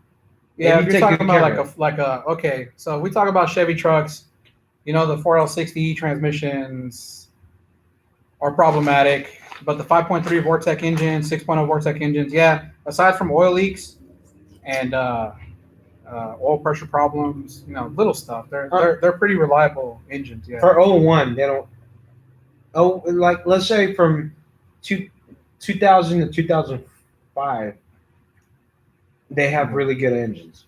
Yeah, I would say. After that, they have their oil leaks and their Nah, motor I would mounts. say even then they have oil leak issues. I can't tell you how many rear main seals, oil pan gaskets, front main seals that I do on those engines. But aside from that, they're good engines. Mhm. The ones that I would be weary of are like 2007 and up Yes. Vortec engines that have the AMF. yeah the AFM AFM.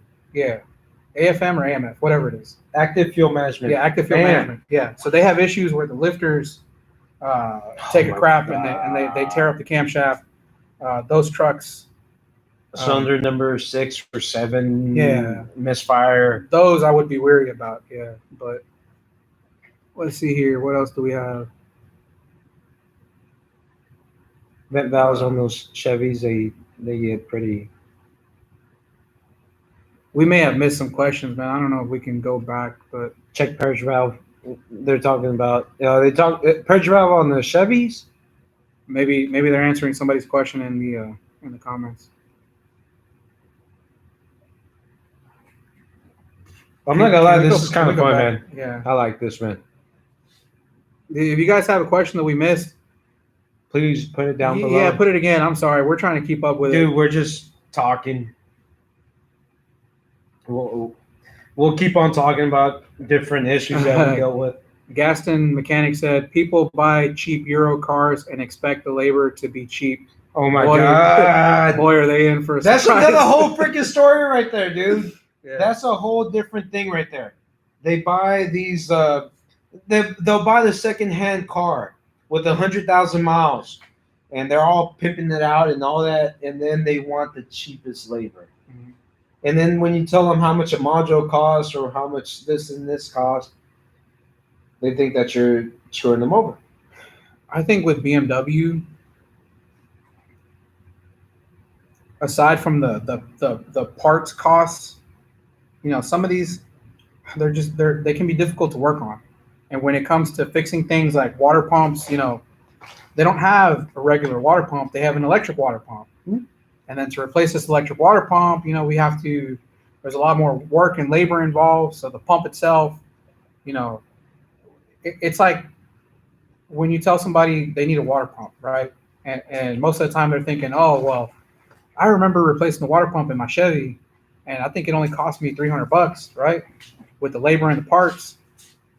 But when it comes to replacing a water pump on a BMW, it's expensive. You're looking upwards of like $800. You know what I mean? I don't know where he went. He left me by myself. All right, let's see what other questions we have.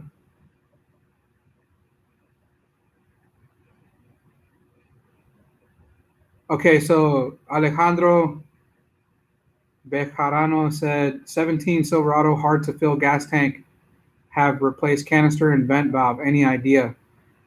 So, yeah, if you replace the canister and the vent valve and you're still having issues trying to fill the tank, you may have a problem with the gas tank itself.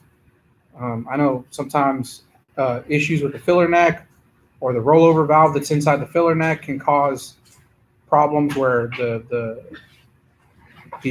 fuel has trouble getting into the tank. So Alejandro said a 17 Silverado hard to fill gas tank.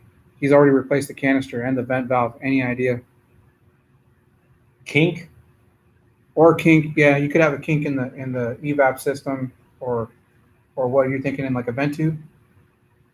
Probably. Dude, I made a video out there where you can literally test the evap system with the scan tool. I'll see if I can put a link down below. It takes you about 5 minutes just to do all the tests. Yeah, Orville 58 said he went to the bathroom. Yeah, he went to the bathroom. Hey. All the beers. See, I knew we were in for the long haul. So Come I was on, like, man. Look, I know I've been babysitting this. Come man. on. Like, this is, I had to go to the bathroom. It was, I really tried to hold it in. And it was not happening at all. I think if we do these podcasts or if we do these lives, we're gonna start doing like a beer of the night. Oh, yeah. So if you guys have any recommendations for beers, we'll try to find it and we'll try them out. You know what I mean? Give you our opinion. So if you guys have any beers that you like, I will let you know. We live Let us pretty know. far apart. We're about 45 minutes. 45 minutes away. About 45-minute drive. Yeah, we're 45 minutes apart. So trust me, when I go to his place, I might take an Uber because I'm gonna. Yeah, he's probably gonna have more than I am. Yeah, we're gonna drink a pretty good amount. Oz, you broke the seal. Yes, I did. That is 100% sure right there. Does anyone that wants? Okay, anyone? Do they want to see me do a shotgun? And does anyone know what a shotgun means? If I get 10 yeses, I will do a shotgun right now. I just need 10 of them to say yes, do a shotgun, and I will do one. How long have we been on the live? Is that an hour and a half? An hour and a half. Dude, that's We've nothing. been sitting here for an hour and a half. Yeah, but that's nothing, man. That is. See how time flies? Oh yeah. All right. Three Noel yeses, says- 4 yeses, 5 yeses. I need 5 more, and then I'll do a shotgun, man. Noel said Modelo. Modelo, no. Yeah. We'll do it. Yeah, We'll do Modelo. 6, 7. Oh God. Hey, bro. 8. Oh Those- God. We're at 8 yeses. I'm almost there. We'll do it. Oh God. Wait, no, Look, man. it can't be the same person. There's 10. No, it has to be different people. So there's 8 yeses as we speak, Mrs. Lynn Pin. Oh God. Okay, there's 10 yeses now. Okay, new So what level does auto. this I gotta do a shotgun. You gotta do a shotgun with me, man. At What is a least shotgun? one. I don't know what a shotgun is. It's a pretty simple thing. And FES, he said that. All right, so to do a shotgun, you gotta poke a hole right here and then open it up and then chug it. Come on, if y'all want Eric to do a shotgun, at least I don't know one. about that. Come on, because dude, this is half, and I'm already on. It's gonna be my 5th one. Yeah, Drew says don't pass out. Yeah, I'm not gonna. Come on, man, Drew. Look, if y'all want Eric to do a shotgun, put heck yes. That's what we want to hear. A heck yes, and then Eric has to do a shotgun. Okay, what are you gonna poke a hole with? Keys. I have keys right here. I gotta see you do this first. No, we gotta do it together. All right. Heck yes, heck yes, heck yes. Oh, dude, we have to do a shotgun. So I'm gonna show you how to do this. But dude, you cannot. Do not. Here, I'll show you. I'm gonna do it for you. So we're gonna poke a hole right here. Simple. All right. You see? Simple little hole. All right. So there's Eric's. There you go. And look, I'm just telling them to do one. Bad influence. The beer pressure. The beer pressure. Dude, if anyone knows me from all these training events, I'm pretty bad when it comes down to this. All right. And I'll bring the tequila out. So guess what? We're going to do tequila afterwards. But that's going to be on another day. You ready? Here, I'm going to make. So this is a big old hole. Let me make you. So what I have to do, I gotta. Pretty simple. Do we need to open the top to like Yeah, allow the airflow? airflow. Okay. But dude, do not. I need you to drink the whole thing. All right. In one take, like in one Just shot? try. Just try. Now I'm not a bad influence. I'm just here. I'm a motivational speaker. That's what I can say. All right. Let's So do it. look, Eric. This is what we're gonna do. We're gonna cheers, and then after that, we're gonna go ahead and pop it open and then chug, dude. All right. Who's gonna win right here? Man, you didn't put it like on the right. Hold on. No, you're good. You did it offset, man. No, I'll trade you here. No, I got it. All right. So here we're gonna go. 3, 2, 1. Hold on. I can't get my finger in here. Tell me when you're ready. Here we go. All right, here it goes. 3, 2, 1, go.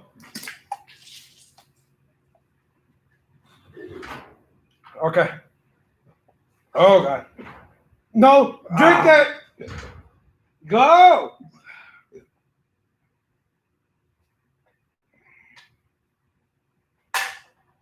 You happy? Yes. Okay. All right. We can get back. We can get back to it. Now that I smell like beer. Yeah. Okay. Thank you for Louis Martinez. Yes, I was gonna win. Oh God. Yeah. Any questions? Any questions? Any beer related questions? Here, I gotta put my beer up here. Oh man. Yeah, it was pretty bad, man. No contest. And I'm gonna tell you how I got pretty good at doing this. He secretly competes in these competitions. No, the thing is, I'm not, Yeah. dude. I'm gonna tell you this, man. I'm gonna be quite honest with you right here. I didn't start drinking until I was 21 years of age. Honest to God, man, I didn't start drinking. And you're probably asking, dude, this guy's freaking Hispanic. How is that happening? There's no way. But the thing is, man, I was always scared of my dad, man. My dad, he was pretty strict on me, and I didn't drink until I was 21. And after that, I didn't like the taste of beer, so I was chugging them really quick. And yeah, that's how I got good at this. This guy Louis Martinez says, "What kind of beer is that?" It's a Crawford Bock. Crawford Bock. It's made by Carbach. Yeah, the thing about this beer, actually, the Carbach Brewery is it's really close. Yeah, it's really close to your place, man. Yeah, it's down the street from my house. The good thing about the Carbach Brewery used to be like a small brewery, and then they bought up that whole freaking street, and now it's like huge. I think they got bought out by like Budweiser or something like Anheuser-Busch. Yeah. My girl says right there, good thing that we live 5 minutes away from the shop. Yeah, but Eric lives about an hour away. I'm good though. I'm good. He's good. One beer. No, that's the thing. The video, I don't know if y'all remember that. The video I made as, and you know what? I got one thing right here. You guys have any questions? Eric, feel free to ask. Hey, you know what? I'm glad you reminded me. I can't do that to you, man. Yeah. I can't do that to you. I've been meaning to come get my test light. All right, if y'all watched the last video that Eric had in this channel, we used that test light right there. And I used the Pulsar as well. The thing is... Man, how long ago was that? That was back in like... Dude, that was about 5, 6, 7, 8 months ago. Yeah, so you've had my test light for that long. And I used a frigid lot of times, all right? So I used it a pretty good amount of times. You got 2 kids waiting at home. I'm good, man. I'm good. Drew's Autos is asking any hobbies outside of automotive. I do carpentry. I like carpentry. Yeah. So I bought my house, and y'all probably I bought my house for $34,000 here in this area. It was a beater. And hold on, before you go there, Gaston Mechanic said, "I didn't start drinking until tonight after watching YouTube." Yeah, we're bad influences, man. But yeah, I bought my house for $34,000, and when I first met my girl, I asked her, "Hey, if what would you rather have, a well-built house, or would you want to get a house that we can work on?" And she said, a fixer-upper. Yeah, fixer-upper. Yeah, like a fixer-upper. And she said that, and I was like, all right, we're getting married. She was a woman. She was the one. Yeah, she was the one. And said, let's get a fixer-upper. And, man, we've been working on that house for almost 5 years, and blood, sweat, and tears, man. We've literally put a lot of work into that house. And now it's I don't think but it's something you like doing. It's a hobby for you. So you enjoy having the I love work, dude. Yeah, carpentry is something I can't do. I suck at it. You know what? I'll tell you, I'm pretty good at hanging sheetrock. And the only reason I'll tell you, when I was a teenager, my dad was remodeling the house, and he made me help him do the sheetrock. So I can do sheetrock, floating tape, but I hate doing it. That's in your genes. Yeah, it's in the genes. It's in your genes, man. It is naturally. It's natural. We can do sheetrock. Yeah. But as far as a hobby, like, I mean, me playing music. I love music. Yeah, I play guitar, drums. I like to, write music and record. So that's music is a hobby for me. Though ever since I had my kids, it's been difficult. I don't play very often, So he showed me a music video, man. It was pretty kick-ass, man. I'll tell you. That was a long time ago. Yeah, don't bring that up. Yeah, it was an old video. Don't bring that up. Yeah, dude, please, y'all, everyone out there, ask for his video. It was pretty kick-ass. He does good work, man. So something that you love, and I always tell everyone, man, if you have a hobby, do it, man. That's what makes you happy. Keith said Eric is a pole dancer. Actually, he found my secret. Yeah, that's the secret, dude. Yeah. He actually does pretty good, man. I'll give him that. I will. Yeah, music is a hobby, and I'm big on fishing. I love fishing. Any kind of fishing. Dude, why didn't you tell me that? We can go to the Bolivar Peninsula and go fish over there. I love to fish. Let's go fishing, dude. Can't you see I have fishing gear on right now? And I'm working. This is why I wear it. I can fish anywhere. I'll fish freshwater, saltwater. I'll fish river, do fly fishing. I'll do wade fishing. I fish everything. I just love to fish. Hey, Keith. That video right there, he has a video of him sliding down. Yeah. Dude, that is an awesome video right there. Down a banister. Yeah, because... yeah, I saw that video. That video right there that Keith has, I was about to propose to my girl, and I just didn't know what... We're in New York. We're over there in New York, and I couldn't choose... I couldn't pick the right place to propose. And... Keith kept on bugging me. He was like, hey, are you going to do it? Are you going to do it? So I was about to do it, propose right there, and it was at the subway. Long story short, I thought he wanted me to propose. So I thought he wanted me to do a video where I proposed right there at the subway. Luckily, I didn't do that. But he wanted me to ride the rails. And I was so nervous, I busted my butt. And the funny thing, the thing is that I was riding the rails in the subway the whole damn time. And then at that moment, I was really nervous and I busted my butt. And it was probably one of the best videos. I'm going to see if I can put in one of my videos. I have a video that I just made. I've seen this question pop up a couple times. Which one? This Eli Velez is asking, where do you get wiring diagrams from? I'll be honest, guys. Like, I get this question a lot, and I don't know. BBB Industry was really good. Okay, yeah. So if you're asking where you can get wiring diagrams from, okay, wiring diagrams. I did a video a while back about, and I probably need to update that video because it was about BBB Industries. They used to have free wiring diagrams online, and I think they took it off for, I don't know what the reason being. Because of us? Probably, yeah. We probably had people flooding or taking down the servers or whatever. But yeah, as far as wiring diagrams go, I mean, there really is no way around it. Like, you have to pay for them. I will say, pick your poison. If you can find, maybe I shouldn't say this. Say it. If I don't know, because wherever you're located, I don't know, but you can look on Craigslist and find these dudes that'll sell you. Dude, last time I did that, it was some nasty pictures.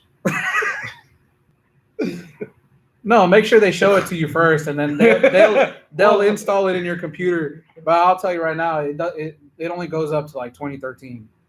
But if you're working on a lot of older cars, But when it comes to 2015 and up, those wiring diagrams, you just got to pay for it. Yeah, that's the best thing, man.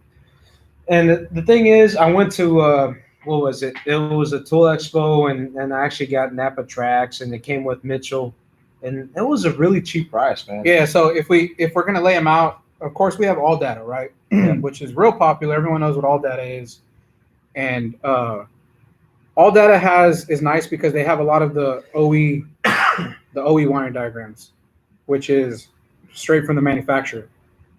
And then they started doing also like interactive wiring diagrams, a lot like Mitchell, to where they were redrawing it I like those. so you can, click and highlight it or whatever. So yeah, there's All Data.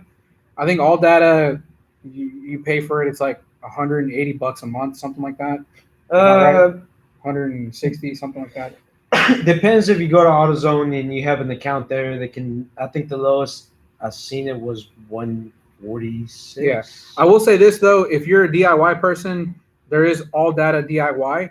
For individual vehicles. Yeah, for individual vehicles. So like if you want a wiring diagram specifically for the car you own, yeah, go on there. It's like $20. But there's a trick. So just Google like a coupon for All Data. I think you can find coupons and type in like a coupon code and you can get it for like $15. And they give you like a 1-year access to your specific vehicle. You can get all of the information you need. AllDataDIY.com, I think. So there's that. Of course, there's Mitchell. Mitchell, you got to pay for it. Again, I think it's like $180 a month. Well, the one I got was from Napa Tracks. Oh, you got to do Napa, yeah. I went to a Tool Expo and they sold me Napa Tracks with Mitchell for $140, and that was. Think about it. You get a shop manager and Mitchell. God, I'm coughing so much because the chips right here. It was $144, and it was probably the best deal I can get. But they did offer Motor Logic or something like that. Motor Logic. Is that the one that you were telling me about? Yeah. From Advance? Yeah. Yeah, You Motor were telling Logic. me about something like that, and then is that the one that you sent me the picture on the Lexus? Yes. Yeah, that's the one that you found the picture for the Lexus. Yeah. Man, these chips are bad. Okay, the next live stream we do, we're gonna limit the number of beers we can consume. Dude, have you seen the beers I've consumed right now? You empty the case, man. Okay. Put your beers out so they can Look, the viewers can see. We're talking about tools right now, though. So No, it's just so they can see, dude. They have to see. You put your beers, I'll put my beers. Okay, I got this one. All right, that's not Okay, finished. so it's about Dude, it's about right. there. It's about right here. All right, now put the other beer. Well, the other one's a little can. I finished it. All right. Yeah, that was a little can. I finished it. What were we talking about? Let's see here. Gaston said we just got Identifix. In the shop. We didn't talk about that. Then there's Identifix. Let's see here. Oh, Drew's Auto says All Data is $180 a month for 4 pins. I guess that's like however many. Well, it depends, man. You talk to the representative. Yeah, because if you have a shop, man, I used to have these representatives come through all the time, and then you got to negotiate with them. Yeah, you can negotiate because that's with what I them. was doing with them. Even with Identifix, I don't have Identifix. I downloaded a trial for it months ago, and they just call me nonstop all the time, trying to get me to sign with them or buy it, I guess. And I don't know if I'm not saying it's not a good resource. It's a good resource, but at the same time, you got to understand, when you're in the automotive business, you have to realize that you're going to be paying for a lot of stuff. I mean, you could easily run up a lot of money paying for a software to manage your business. Like if you have Mitchell Manager, you're paying $180 a month for that.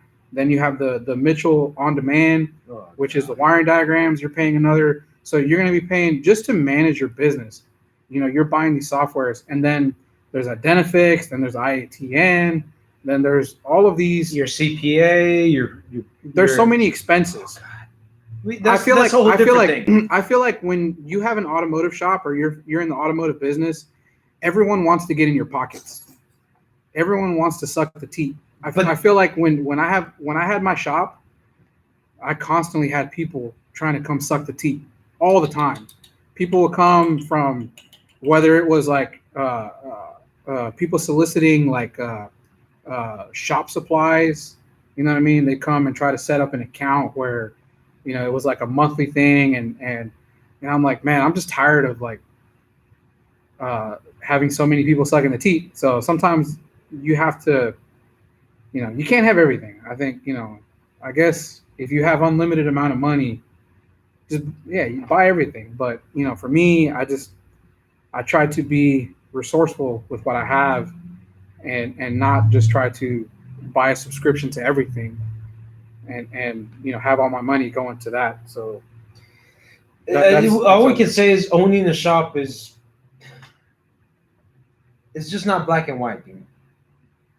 It really is, and that's the thing, man. It's just funny when customers come over and they say, why do you charge that much? Why is this? Why is that? Yeah, because everything costs money. Dude, yeah, a shop is so expensive to run, because then that's the thing is that you have to manage your overhead, and that's part of it. Is how much are you paying for the software that you're subscribed to every month? How much are you paying? The like I said, the wherever you pay for your wiring diagrams, whether it's All Data or Mitchell or but whatever. you know what they see? All they see is you're charging me $80-$90 an hour. That's all they see. But your overhead, there's so much more that goes into your overhead, and I mean, I'd have to sit down. Topic. This is a bigger topic. We'll probably sit down and write down things, that we want to talk about as far as this topic goes. But just understand that wiring diagrams. Yeah, I get it; they're essential. But at the same time, that doesn't mean you have to have a subscription to everything. But do we have any questions? You gotta understand, what's the most important tool in the toolbox? You gotta tell me. In your toolbox? What's the most important, the most essential tool? No. There you go. Okay, let's see. Do we have any questions? Which is better, All Data or Mitchell? I like both of them.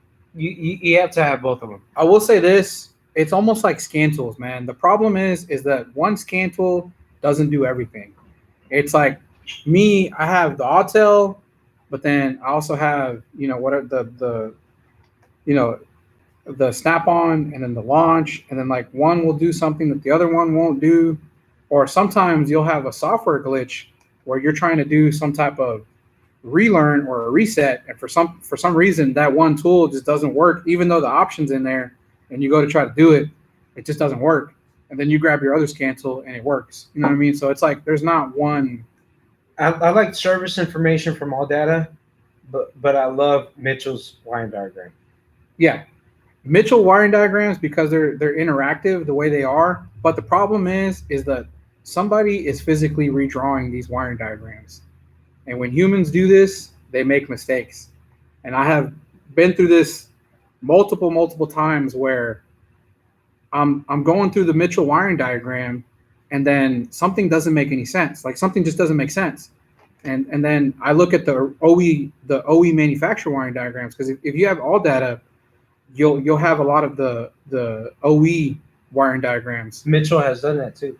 Yeah, they started slowly but surely putting OE. Are they adding some? Yeah, because All Data used to be just a bunch of OE diagrams. Now they're doing interactive like Mitchell, but either way, like I said, when somebody's redrawing the wiring diagrams, they can make mistakes. So I run into that a lot, and sometimes I have to go from Mitchell to All Data and then look at the OE diagram, and then I come back to Mitchell and I'm like, look, they missed it. They put the wrong wire color, or they put the wrong pin number.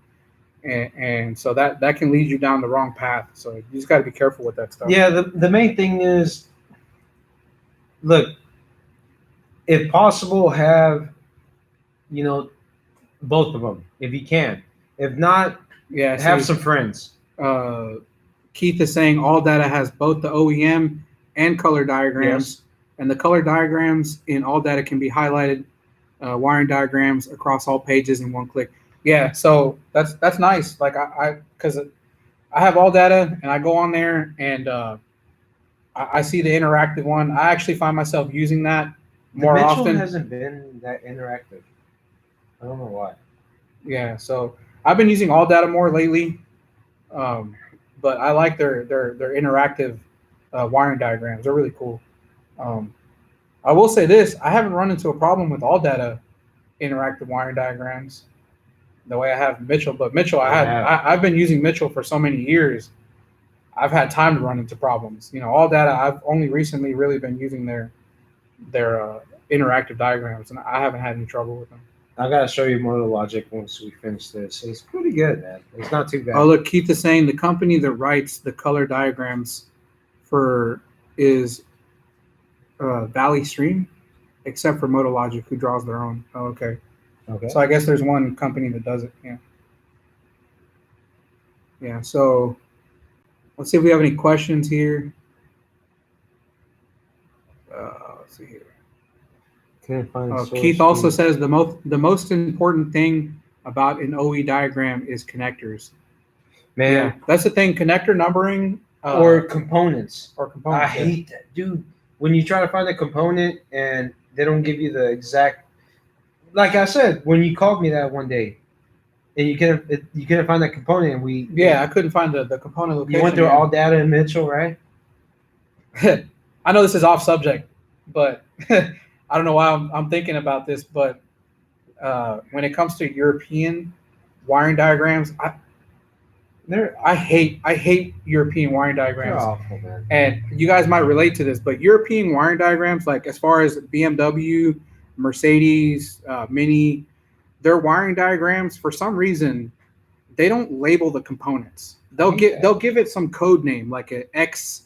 It'll be like X61 something, and then you have to go to a key, and it says that the X6 whatever that component is, it'll say it's the body control module. Like why couldn't you have just put that on the component? You know what I mean? I can get the battery for this. Oh, the battery's getting low. Yeah, so we need to put the charger on. Yeah, so I don't know why they do that with the European wiring diagrams. It just adds an extra step. Why can't you just label the component and tell us what the component is instead of me having to figure out what this code means? Oz is hooking up the charger because the computer's getting low on battery. Christian says Scanner Danner uses Mitchell. Yeah, he uses Mitchell a lot. But I know Scanner Danner has always been big on using Snap-on products, which is funny because I think Scanner Danner recently put out a video, and I think it was titled like "All-Tell for the Win." Make sure that it is cool. Okay, yeah, we're just Broke the seal again. had some technical difficulties. Yeah, so I thought that was really interesting that Paul is now, I guess, seeing how much more functionality tools like the Autel have versus just your Snap-on tool. Do we have any more questions? Keith says that's why Scanner Danner takes an extra step in each diagnosis and makes things harder on himself. Yeah. Well, I will say this about Paul. I think when he makes his videos, is that, like I said, I give credit where credit is due. I love Paul, and if it wasn't for him, I wouldn't be the technician that I am now. But you have to look at it from his point of view. He's trying to teach. So when you watch his videos, because I find myself doing this too, is where I'll take an extra step in the diagnostic procedure just to show you guys a test or just to show you another option. You know what I mean? Because I guess that's the thing, is that you're just trying to give people more tools to be able to diagnose. And when I say tools, I mean like methods or testing methods. So yeah, let's see here.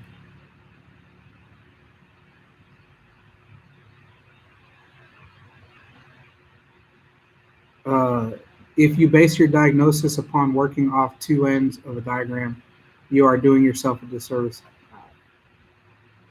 I think I know what you mean by that. Yeah. Had to be done, Gaston.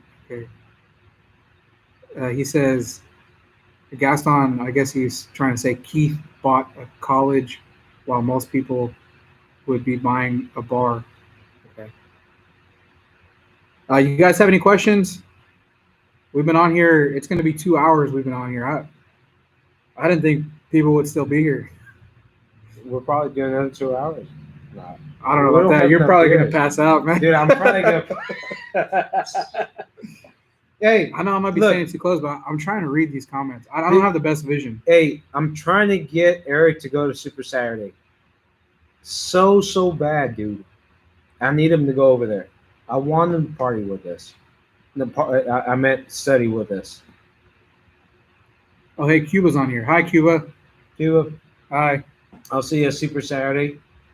So this guy, Bill Ziegman, is asking how do explain to a customer how modules talk to one another to make a car work. It's kind of hard when you explain to customers how stuff works. You have to dumb it down. You know what the thing is, though? I don't dumb down things for customers, and I think that's what makes it where customers have confidence in me, because when I'm explaining stuff to them, it goes way over their head. It does. And then they're like, well, this guy knows what he's talking about, so let's just let him do what he does. So I don't believe in that dumbing it down for customers. So when a customer is asking me like, what's wrong with the car? And, I diagnose it and it's a communication problem. I'll explain it the way it is. I'm like, hey, you have something called a CAN bus network system on a vehicle. It's a module-to-module communication system. And, this is the high-speed data line. This is a low-speed data line. We have a problem in this data line. And even though they don't comprehend it, at that point, they're just like, okay, well, you know what you're doing. We'll leave it to you. You know what I mean? So that's always worked for me. Yeah. Well, that's the thing. When the customer comes over, I'll try to explain to them, and they just kind of like. Yeah, Bill says exactly, but then he said, but then they think I'm nuts. Oh, yeah. Yeah, well, you know what? I think that's okay, because I think people think that I'm nuts. Like, my customers think that I'm nuts about cars in general, like diagnosis. But that's your passion. Yeah, that's my passion. And so, like, when I talk, when I explain things to them, sometimes I can come across as like really excited about it. You know what I mean? And they might be like, whoa, okay, we get what you're trying to say, but I think it works to my benefit, because I don't know, it at least to them, they see that, oh, he's passionate about this. He knows what he's talking about. And so just let him do what he does. Drew's Auto says, sorry, fellas, but it's time to study. Good night, y'all. Yeah. What time is it? Over there is like 8:58. You got to study, man. This is studying right here. You're learning from our mistakes. We're trying to share knowledge, man. That's really all we're doing. If you guys have any questions, let's see. Low hanging fruit. I learned that right there from man.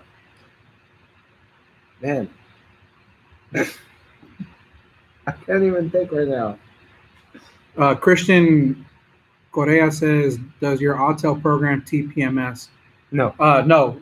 Segler, yes. Yeah, so TPMS sensors, in order to program them, well, the 508, right? Does it? No, 608 or something like that. The Autel? Yes. Yeah, it's the Autel TPMS. Yes. 508 or something like that. But with TPMS sensors, it can get. We kind of have to explain TPMS sensors, because if you're talking about programming, like a sensor, like a original equipment sensor, then that's different than like if you buy an aftermarket sensor. Like if you buy the Autel scan tool or the Autel TPMS sensor tool, you can also buy the Autel TPMS sensors. But then what you have to do is you have to get the number off of the TPMS sensor, but the tool can pick up the numbers and then program them in there. It depends on which one you get, I think. But if you're talking about the MaxiSys, it doesn't do that. No. No, you need a handheld This TPMS sensor, I like know a they tool sell- specifically for They that. do some also with the actual tool. Let's see what they're putting. Yeah, Cuba said borracho. Yeah. Oh yeah. Okay, guys, this is how many beers he's had. It's not that much. It's Yeah, just okay, one, look, 2, 3. I'm probably four, about five, right here, 6, 7. Okay. and I drank this. Okay, I shotgunned this, but that was nothing. Oh god. But then again, I got to drive home, and that's like a half-hour drive for me. It's about a half-hour drive, so I got to make sure that I'm okay. Though I will say, dude, I don't know this area, but right down the street, there's a place. It looks like it was a shop. Okay. It's a nice garage, and they sell like micheladas in there and stuff. Is there's a La Palapa or something yeah? like that. There's a bunch of michelada places right here. Dude, but that place looked badass. Dude, you know this is Little Mexico. Yeah, I mean, I get it. I mean, I'm from Spring Branch, so that's Little Mexico, but No, this is like Over- little. No. well, over here, This if you is guys like don't Little know, Mexico. he's in Pasadena, and over here is Tacuache town. If you guys don't know what Tacuaches are, never mind. Let's not get into that. Let's not get into That's that. a whole different thing right there, man. Yeah, That's let's a not whole, get into that. that's a whole different thing. But yeah, no, this area is yeah, I love this area, man. This is a nice area. Eric was trying to look for a house, and I tried to bring him down here. Come on, man.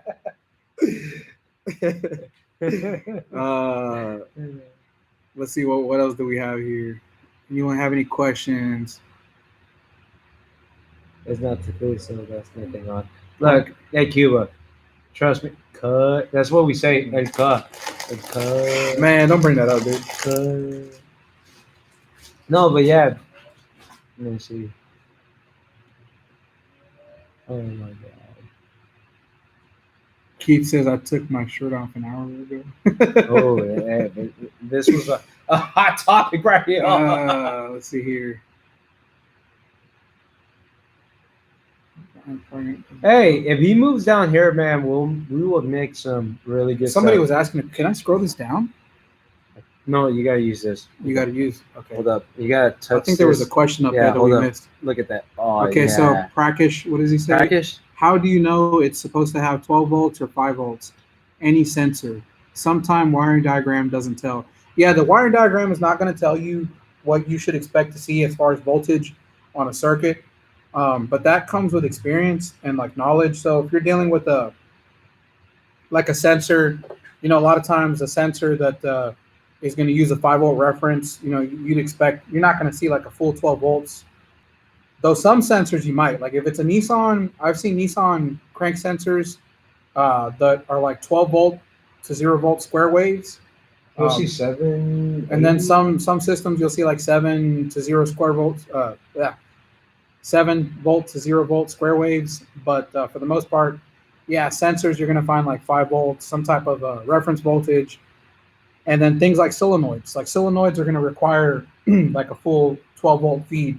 So yeah, if you know, the wiring diagram's not going to tell you any of that. But with experience, you know, depends on what component you're dealing with. If you're looking at a component that's a solenoid, you know it's going to have like a full 12 volt source. If the component is a sensor, it's going to be some type of reference voltage. And what else? What can you think of? I don't know. I was just trying to make my hair like yours. Oh man, I'm sorry. I don't really have a hairstyle, man. My hairstyle is just like I can't figure out what my hairstyle is, man. I was like, I gotta look like. Let's see. Any questions here? Are you friends with Steve?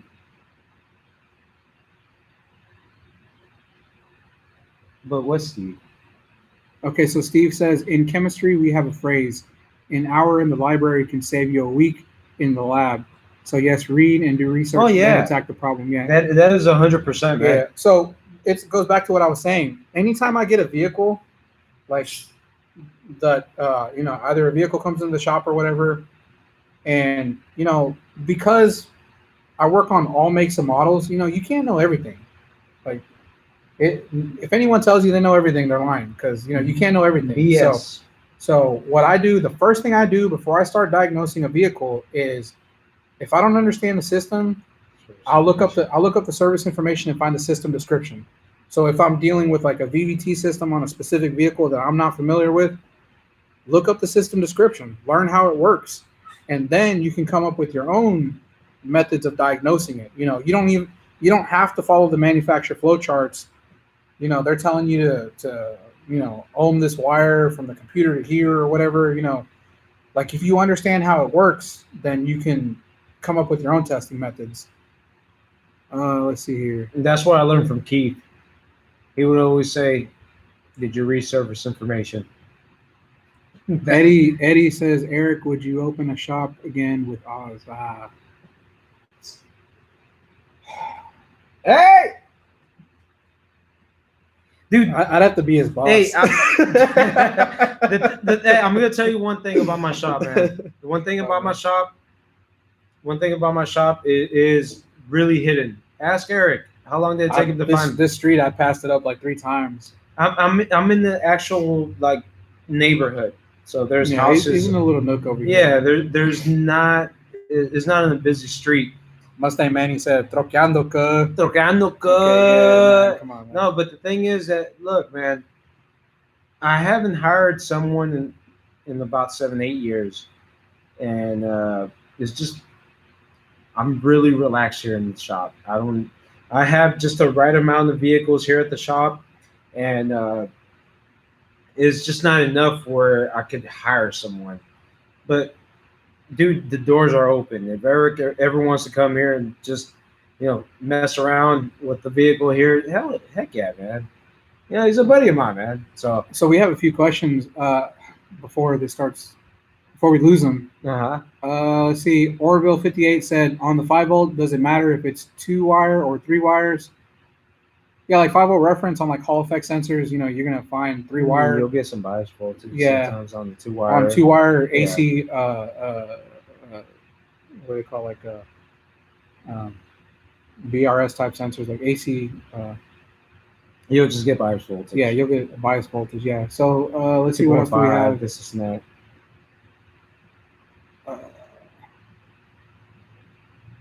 There was another question, I missed it. Ref signal.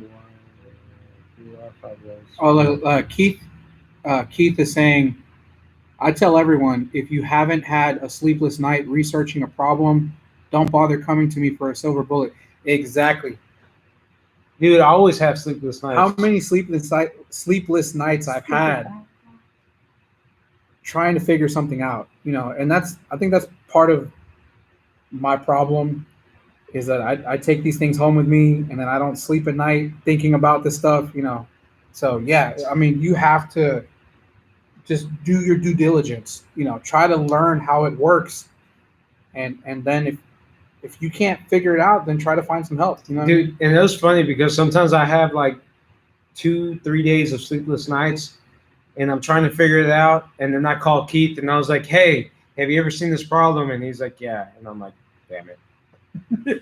Yeah, see, Cuba said it's hard to work with someone if you've done by yourself for so long. Yeah, that's the other thing too. Oh yeah, it's different when you're dealing with employees versus just being by yourself. And like I said, man, I love working by myself. Lin Pin says he already has a boss. Oh, yeah. Wow, that's the boss. Wow, why are you putting me on blast like that, baby? You can't be doing that. It says Eric O and Ivan did a joint video, and Eric went on talking about how this Keith guy has seen everything. They even call him, and sure enough, he predicted what they saw. The thing about it comes with experience, man. I mean, Keith is, he's just seen a lot. Yeah, he's seen a lot of. He's been through a lot. Yeah, he's been through World War I, World War II, Civil War. I'm pretty sure that guy, Captain America. Yeah, I'm pretty sure that guy is like the like immortal. Yeah, and he just changes his name like every 50 years. Yeah, it's like Wolverine and stuff. Yeah, so I don't think he's human. Let's see here. Cuba says, "Truth, Eric. It's hard to know when to stop. The mind just can't put it down sometimes. That's a big problem that I have. Yeah, dude. I'm gonna tell you one thing, man. Christian Correa is asking who is Keith. Keith is Keith is New Level Auto. If you see him popping up in the comments, New Level Auto, And he's like 260 years old. Yeah, or so they say. I think he's a vampire. Yeah, he is. Yeah. He don't have no white hair, and he's Yeah. like 200 years old. He's like 200 years Yeah. old. Yeah. And like I said, I think he just changes his name like every 50 years, and there's a Twilight Zone episode like that. Every single That's time a- I see him, I'm like, I have this. It just, I don't know. It happens. Let's see here. Both Diagnosed Dan and Scanner Danner have great videos about 5-volt sensor operation. Ryan Boyd. Yeah. There's a lot of great videos. Dude, there's a lot of people out there with really A lot of good amazing information, yeah. videos. Diagnosed Dan, that guy is an amazing person, man. Mm-hmm. Really cool person. I don't know him. You probably met him, but I've never met him. I haven't met him yet, but we talked on the phone, and yeah, he's a really good person, man. Let's see here. Orville 58 said he only works at night. He does, man. I've never seen him work during the day. Honest to God. That's because he can't be out in the sun. Let's see here.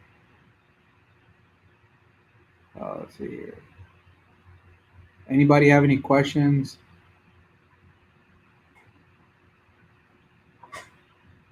Y'all want to have some fun? Yeah, so, okay, Keith is saying that the truth is that he was at the same amount of subscribers with his first channel as ETCG. Then I closed that channel and never wanted to make videos again. Good evening. Keith! Well, technically, I should say good afternoon. Hey, what's going on, man? This is like the Twilight Zone. Not much. I guess I'm on the internet now. Yes, Yeah. you are on the internet now. So what's up? Nothing much, man. I just wanted to call you and look, Keith. I'm kind of drunk right now, but the thing is, Yeah, so he's got Keith on the phone. yeah, I have Keith on the phone. Yeah, we're not gonna show you his phone number. Yeah, good buddy of mine, man. This is man, just dude. One thing is, I will say this about Keith. what?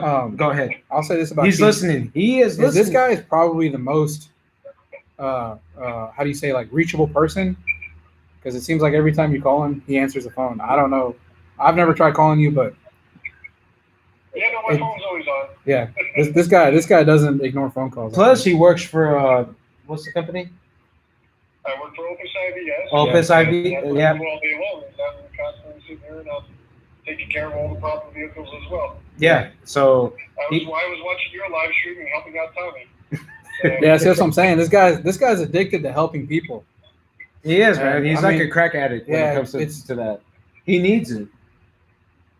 But I mean, it's awesome to have somebody that just, they know so much. This is coming from me because I grew up with a lot of old school guys. There's a lot of old school guys in this industry that they don't understand, like, the new generation of these YouTubers sharing information on the internet, because they see it as like, oh, these guys are giving out free knowledge. You know This what is I'm my saying? info. You can't. Yeah, this is the info. Why are you sharing it with everyone? Because that's, for a long time, that's how this industry was. This industry was, these old school guys had all the knowledge. They didn't want to share it with anyone, and so, that it's just a lot of things have changed, and it's hard for those people to adapt. And so, the thing with me, my feeling is that it's already out there. There's nothing you can do about it. I'm just gonna join in. I'm trying to share my knowledge as Embrace well. it. Embrace it. Yeah, it's where it's moving toward. And I'm not. There's nothing against trainers. I personally, I don't go to, like, training sessions. He tries to get me to go to a lot of them. A lot of times I'm trying to busy. get him to go to Super Saturday. Keith, tell him. Yeah, I have nothing against trainers. Like, I like trainers, and I'll watch a lot of their stuff. But I think a lot of those guys don't really like the whole idea of all this. Well, here, all this. I'll make it public then. I'm going to give you an opportunity. Right now, Super Saturday is great, and now we have another one coming up in September as well, though. And since it's a little bit closer, I'm going to put you on the spot, and I'll tell you that I will pay for you to go to ASTE and be my guest. Right? I'll buy you a ticket to come down here and be my guest, to come down here to the ASTE Training Expo over here in North Carolina. Yeah, he's calling me out. Dude, take it, man. Yeah. Yep, I think the tickets are like $400, but I got you covered.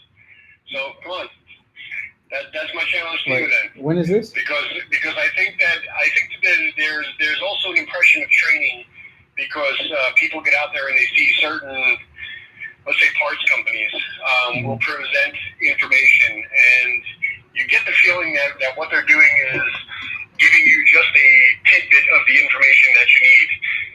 The training expos is something completely different. Training expos are really going through lots of information. You could have a 4-hour class that they fit 8 hours worth of information into, and you walk away with a booklet in your hand that's 300 pages long.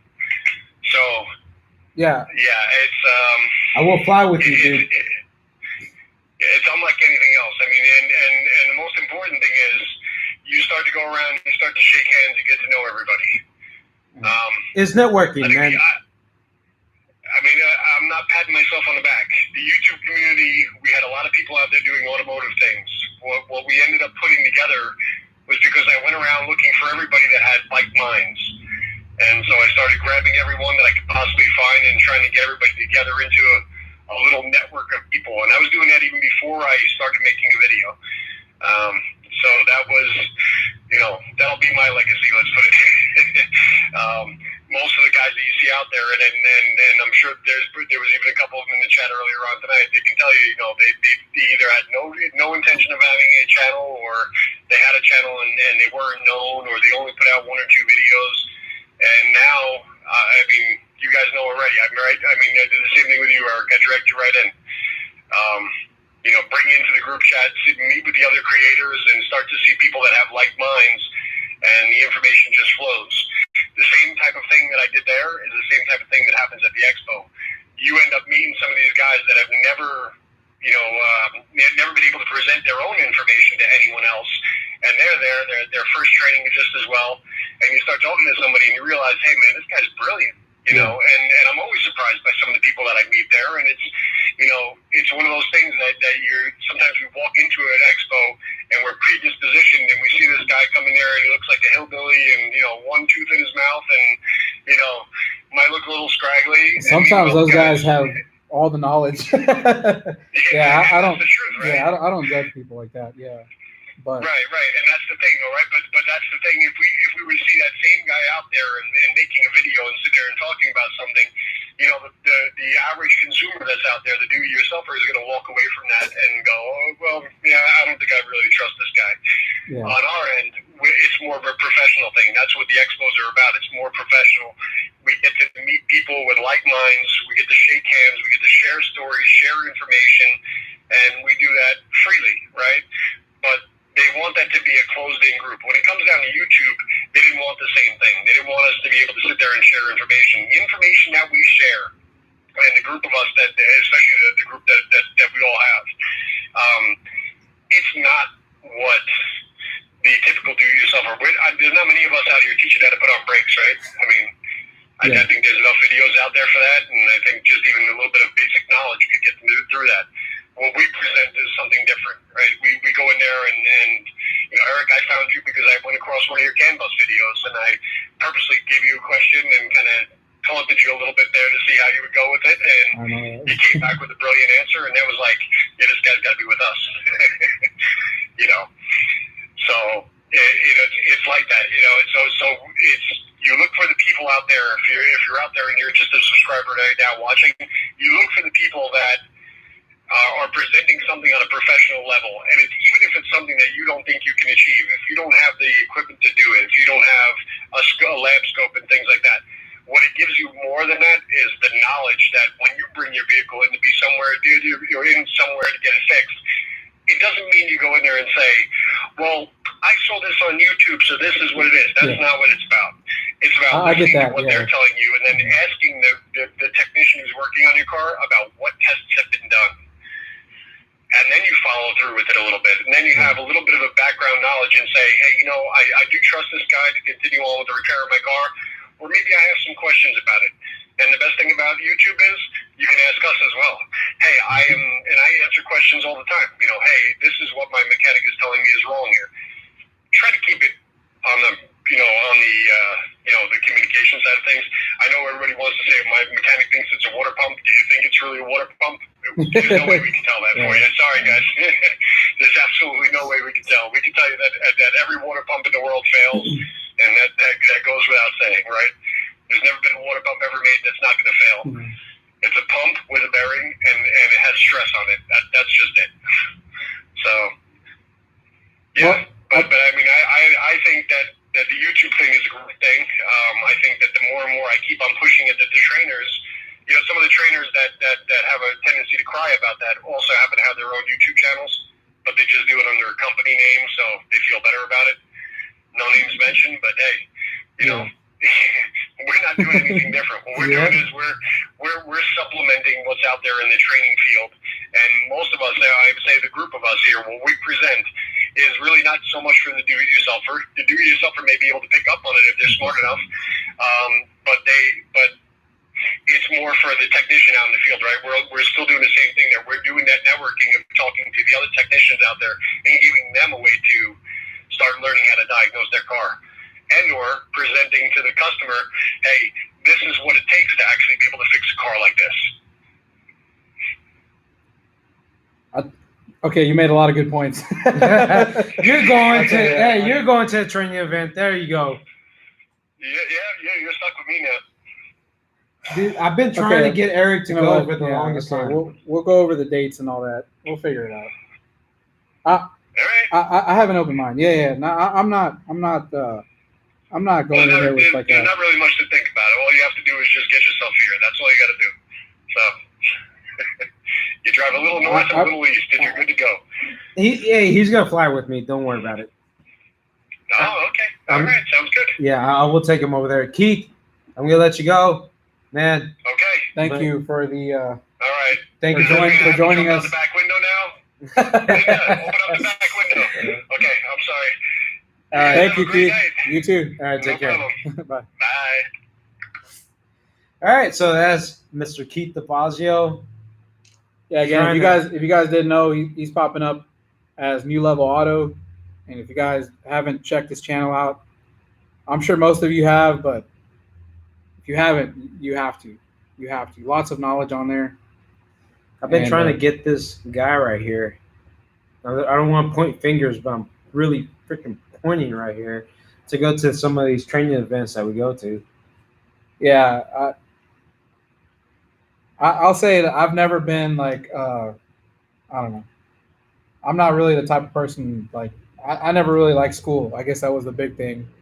So me sitting in a class for, how long are some of these classes? When we go, when we do Kansas City, those classes are from 8 to 5. 8 to 5, yeah. It's like 3 days, 8 to 5, and then the last day is going to be from 8 to 12. That's vision, and I love that, man. I look forward to that every single time. I tell my girl, I was like, I'm ready to do this. As soon as the schedule comes out, I just want to go over there. But that's because the people I see over there, the people. Yeah, you know what? I'll be honest. Like maybe when I experience it, I mean, it might be. Look, I'll keep an open mind, man. I'll look. I think if the scheduling works, right now I have a lot of stuff going on. But if the date works for me, I'll be there. Like I said, man, I'll be there. I love meeting new people. I like talking to them. I like drinking with them, and that's why when I met Eric and I saw him on YouTube, I had to meet him. And I went to his shop and we made a video, and it was a really good video. We had a good connection. You know, honestly, like, okay, yeah, I'm looking forward to going to some training sessions because I think it's an experience that maybe after I experience it, you know, we could probably sit down like this and talk about it again and you know, maybe tell you why it was a good idea or tell you. I'll just let you guys know about my experience. It is a different, like Keith said right there, it's different from just regular training. Yeah. It's like I said, man, you get to meet other people, and then the fun part from these training events is just after the training, getting to meet everyone, going out and having a good time. I'm not really a social person. That's the problem. I think I'm kind of a. You can tell right now he's not. I'm social kind of at all. I'm kind of a introvert. introvert. Yeah, I'm a really heavy introvert, and I try to fight it, but I just. That's part of why I talk really loud in my videos. People always comment about that, but I think it's because I have to project myself, like, to battle the introvert that I am. I'm such an introvert that, like, for me to make these videos, I have to, like, I don't know, I have to project myself. So, And that's why I actually like meeting people. So when I talk in my videos, I'm like, hey, this is House Mechanics. On today's video, we're going to be working on this. yeah, see, but, you don't want people to fall asleep. You know what I I mean? know. know it. They do fall asleep. I'm being serious, man. When I put a video out there, they fall asleep. No, they don't, man. Look, I'm trying to make some more interest. Hey, dude, look. You know what? The people that are out there, please tell me, what do I need to do to better my videos? While I go to the restroom, y'all comment down below, because I'm trying to better my videos, man. I really am trying to better my videos. I'm trying to see what I can do. But let me go to the restroom and y'all talk to Eric. And oh God, I think Oz is kind of going through trying to figure out, how to get his channel back on the up and up. I think maybe his channel hasn't really been getting, like, a lot of traffic lately, and there's a lot of good information in his videos, but I think he's trying to figure out, like, what he's doing wrong, and it's something that I think we've sat and we've talked about it. We've tried to think about different ideas of what we could do to I don't know, bring more traffic to his channel or whatever. But I think right now he's just wants to know if you guys have any suggestions, as far as what he can do to improve his channel, or if you guys would be more interested in content that he has. I'm trying to pump out more videos. And I was talking to Eric about this. Let's see who put Gaston. I'm trying to pump out more videos. It's just kind of hard, man, because the thing is, I'm trying to run the shop right here. He's running a shop over here, and that was one of the problems I had when I had the shop, was trying to manage and run the shop, and then you're trying to do videos at the same time. So trying to deal with customers, and then trying to deal with customers and stuff. Yeah. Oh my God, it's just a lot, man. Yeah. It is it's a difficult thing, man, because you gotta understand, I'm running this shop by myself, and I'm the mechanic. I'm the one who cleans here. I'm the one who picks up parts. I'm doing all that kind of stuff. Plus, I have to go home, be a family man. I have my mom, my dad, my fiance, and all that. It's just it's a lot of stuff, man. This guy Bill says the problem is most end users have the attention span of a flea. That's actually something we talked about, and it's one of the things that I do in my videos is I make really fast cuts, and then I think some people think that, like, I'm just, like, talking really fast. When I'm filming the video, I'm not talking that fast. It's just that I cut out the pauses, because I really do think people don't have, like, the attention span to sit there and listen to a long-winded sentence. That's one of the reasons I have such fast cuts. And we had talked about, like, chopping up his videos the way I do mine, just, like, chopping it to where you just kind of get to the point and you just move. You record. Like, honestly, God, I record maybe 45 minutes to an hour worth of videos. And then but the thing is, you have to compress it, man, because that. You really have to make sure that the subscriber is going to stick through. and they're gonna stay and watch the whole video, and you don't want to bore them out, and it's really hard, man. Yeah, see, Keith says that's why my videos last about 5 minutes.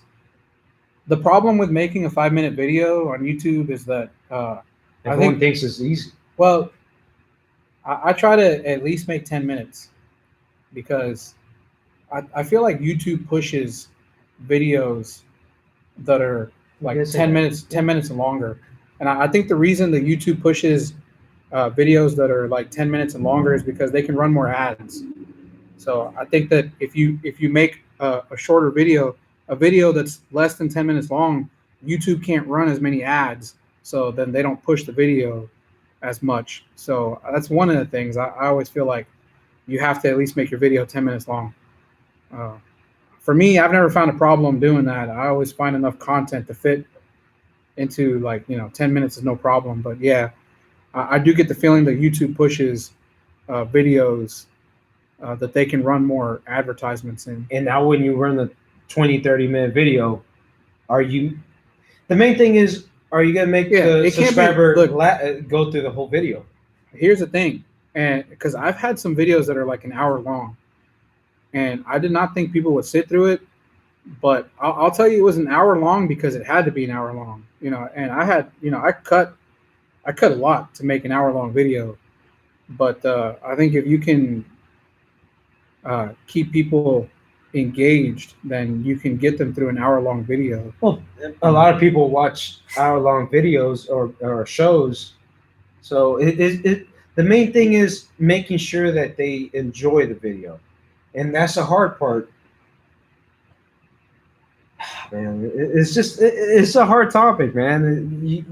You got to know how to edit the videos, what information to put in the video to keep the person like Keith is saying. Now look at Danner. Short videos are a big success for him as well. You know what? I will say this, and I'm going to be honest, because earlier in the live stream I was talking about how when I first got into the diagnostic world, this was back in like 2010, 2011, 2012, and then I came across Scanner Danner. This was probably like 2012, 2013, something like that, and I found his videos and his information, and I went through his whole thing. I will say this though, at first I think Paul was making these like 30-minute videos where he was editing out a lot of the walking over to pick something up, and then somewhere he kind of started letting the videos run an hour and a half long. Yeah, someone was doing that. Well, I think now they're really starting to chop it up now, but I think for a while, like, his videos started to become like an hour and a half. It was kind of unnecessarily long, and I think that's probably where a lot of people started dropping off. But yeah, people just don't have the attention span. That's the thing.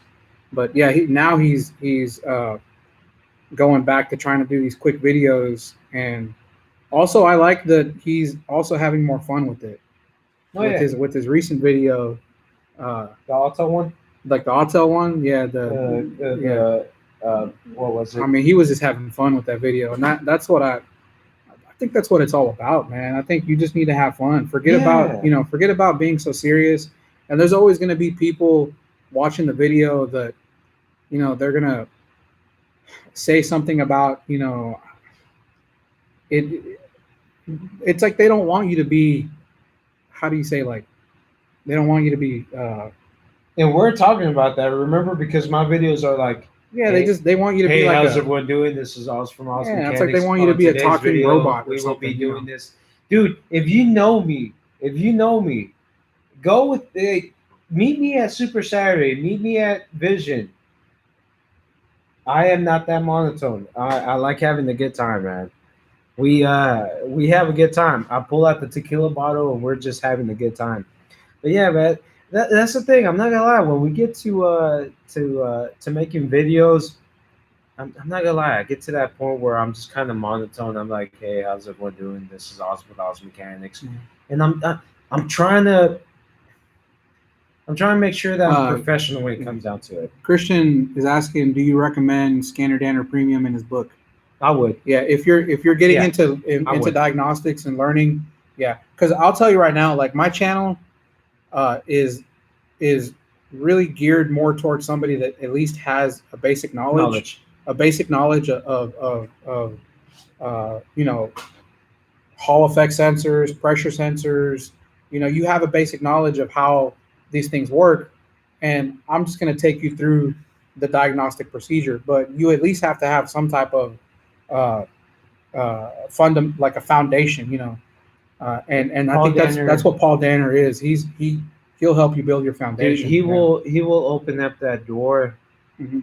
and He's all about starting you from the beginning, just Yeah. building that foundation from there. because look, Yeah. man, when you come out of trade school, he just opens up that door, man. And when you mention trade school, like I'll tell you right now, I worked at the dealership, and we had a lot of these kids that came out of these tech schools. I'm not going to name any, but they come out of these automotive tech schools, $30,000 in debt, and they can't diagnose a simple electric problem. That is You know. pretty sad. Dude, I had this guy that came out from the same school, top graduate, and he brought the car to my shop.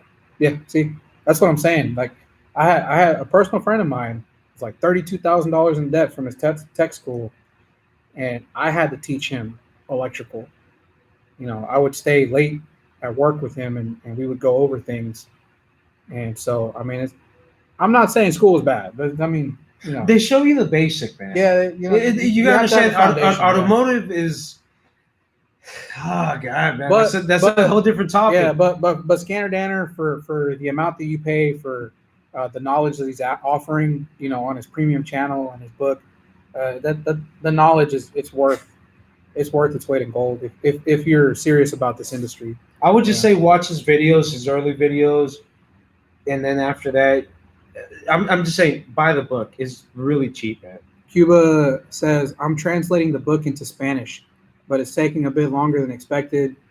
Plus, different Latino countries use different Yes, vocabulary. that's the thing. I was telling Eric, and I talked to Super Mario Diagnostics, Mario Rojas, good friend of mine. We're talking about making videos in Spanish, and But it's different. It's different, man, Because us being like we're Mexican American.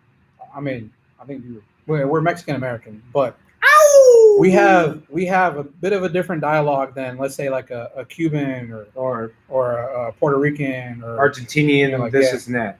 Yeah, I remember the other day I was dealing with a customer, and she's Argentinian, and she was telling me something. She was telling me in Spanish. She was like, she was saying, "Quiero hablar con vos." She was saying the word vos. Oh, vos is like, and I didn't know what the word vos meant. Like I speak Spanish, but I'd never heard the word vos, because like in Mexican Spanish we say like usted or like tú, and she was saying vos, and like through the whole conversation I was like, okay, I think I know what she means. But then after we were done with our conversation, I had to Google it, and I'm like, oh, okay, so people in different Latin countries use a different term. it's like in America, man. Here in Texas, and I'm pretty sure y'all Northerners right there, y'all don't know y'all. Yeah, Cuba says vos, that's España, but I mean I've heard South Americans use it. Yeah, a lot of Yeah. South Americans use vos and all that. Keith says I can't understand the Dominicans. We can't They either. talk fast, dude. Look, hey, man, I speak Yeah. Spanish, and the way that we speak Spanish is Yeah. really calm and chill. Yeah. And we're like, hey, ¿cómo estás? And this Yeah. and that. And then you talk to Dominicans, Puerto Ricans, and yeah. and my Cubans, friend, man, he's Cubans talk Panamanian. fast. ¿Cómo estás? Dude, Yeah, Cubans talk really fast, and I find it hard to understand. yeah, I was talking to Mario, man, and he's from, I think, Nicaragua or something like that, and he talks fast, dude. Like the way that they're talking, I was like, holy smokes! I don't know man. how we got off on that subject. Yeah, but yeah. let's And see. Cuba, I talked to Cuba too, and she talked pretty fast. I know it. Eli Vela says, Eric, everybody wants to know what happened to the flooded Lexus. I want to buy it. No, you don't want to buy that car. Don't, dude. Why? Look, okay, the Lexus. Hey, you know what? Buy it for sell it to him. No. I'm gonna be making an update video about the Lexus, but I'll be honest with you guys. Things kind of went south with the customer, and he just asked me not to post Oh yeah, about his vehicle put this. anymore. We had a little bit of a disagreement, and Go ahead, say the whole story. No, I'm not gonna say the whole story. I'll probably make a video. I'll probably make a video about that. But you know, I don't know. It's a long story, but That's synopsis. yeah, it's a long story. I'll probably make a video explaining that later. But I can't, out of respect for him, I can't use his vehicle anymore in any of the videos, and so yeah. But I will be updating it because yeah, the vehicle is running. So the car is actually running. My buddy Alan, if you guys watch the channel, he was in one of my videos. I had him put the motor in the car, and he got it up and running. I had to go over there to do a reset for the security system, and the motor started right up. It runs, but the car, as you can imagine, still has a lot of electrical issues. The brakes don't work. The brake pedal is super hard. You can't stop the car, and it's got a bunch of ABS codes. And I think that car has like an electronic brake booster. Like it's not like a regular brake booster. So there's some more stuff. That car just needs a lot more work. And I really just look. All I wanted to do was get the car running, and then I was. Let me just say something right here. So. But let me say something right here. As soon as Eric told me, as soon as he posted that darn video where it said flooded car, as soon as I heard flooded. Oh, and in the update video, I think the biggest part of the video I'm going to explain is how I came to the conclusion that the ID code box was the problem, because I really didn't clearly explain like how I figured that out, and then the headache that I went through. Like I skipped a lot of stuff in that video, and I'm just going to be clearing up a lot of stuff that I left out in those videos. I'm going to clear that up in that a video. little box that you can find. Yeah, the little box I couldn't find. Yeah, but who'd you call? I called him. Monologic. Monologic helped out a lot. Yeah, it wasn't me, dude. I'm not freaking Keith DeFazio. Okay, no, we were able to find the location of it. Yeah, but it came down to like I wasn't 100% sure that the ID code box was going to fix it, and then I was like, well, am I willing to pull the dash out and then be married to the car? It's a long story. We'll talk about it in that video. But yeah, I'll be updating you guys later on that. Because I know a lot of people have been asking me about that Lexus. But yeah, the car is running. It just still has a lot of problems. But I don't want any part of it. Yeah, it was just a flooded car. You guys have any questions? We've been on here for almost 3 hours, dude. Hello, guys. Oh, well, hello from Russia. I was brought to you from Pine Hollow Auto Diagnostics. Ivan's great. Yeah, if you guys don't know Ivan from Pine Hollow Auto Diagnostics, you guys need to check out his channel. Lots of good information. Cool guy. That's all I can say. I can't say too much. Just cool guy. Yeah. Dude, that's the thing. I'm trying to get Eric to go to one of these events so he can meet everyone. I want him to meet all the YouTubers out there. I got to meet freaking Charles from Humble Mechanic. Oh, he seems like a cool guy. Dude, that was an awesome dude, man. Dude, look, I'm gonna tell you one of the craziest things when I met Paul Danner for the first time. It's like meeting the Godfather. Dude, I'm not gonna lie. Who put that? No, it was just crazy, man. When I met her for the first time, it was at the big event over there in New York, and I was texting Paul. We're texting on Facebook, and like I said, he's the one who got me into diagnosing. He literally got me where I'm at right now, man. He's the one who I would watch all his diagnosing videos, and man, he's just a godfather, man. And I noticed he was over there at the big event, and that one day we had class, and I went to go use the restroom, and guess who I freaking meet outside? Paul Danner.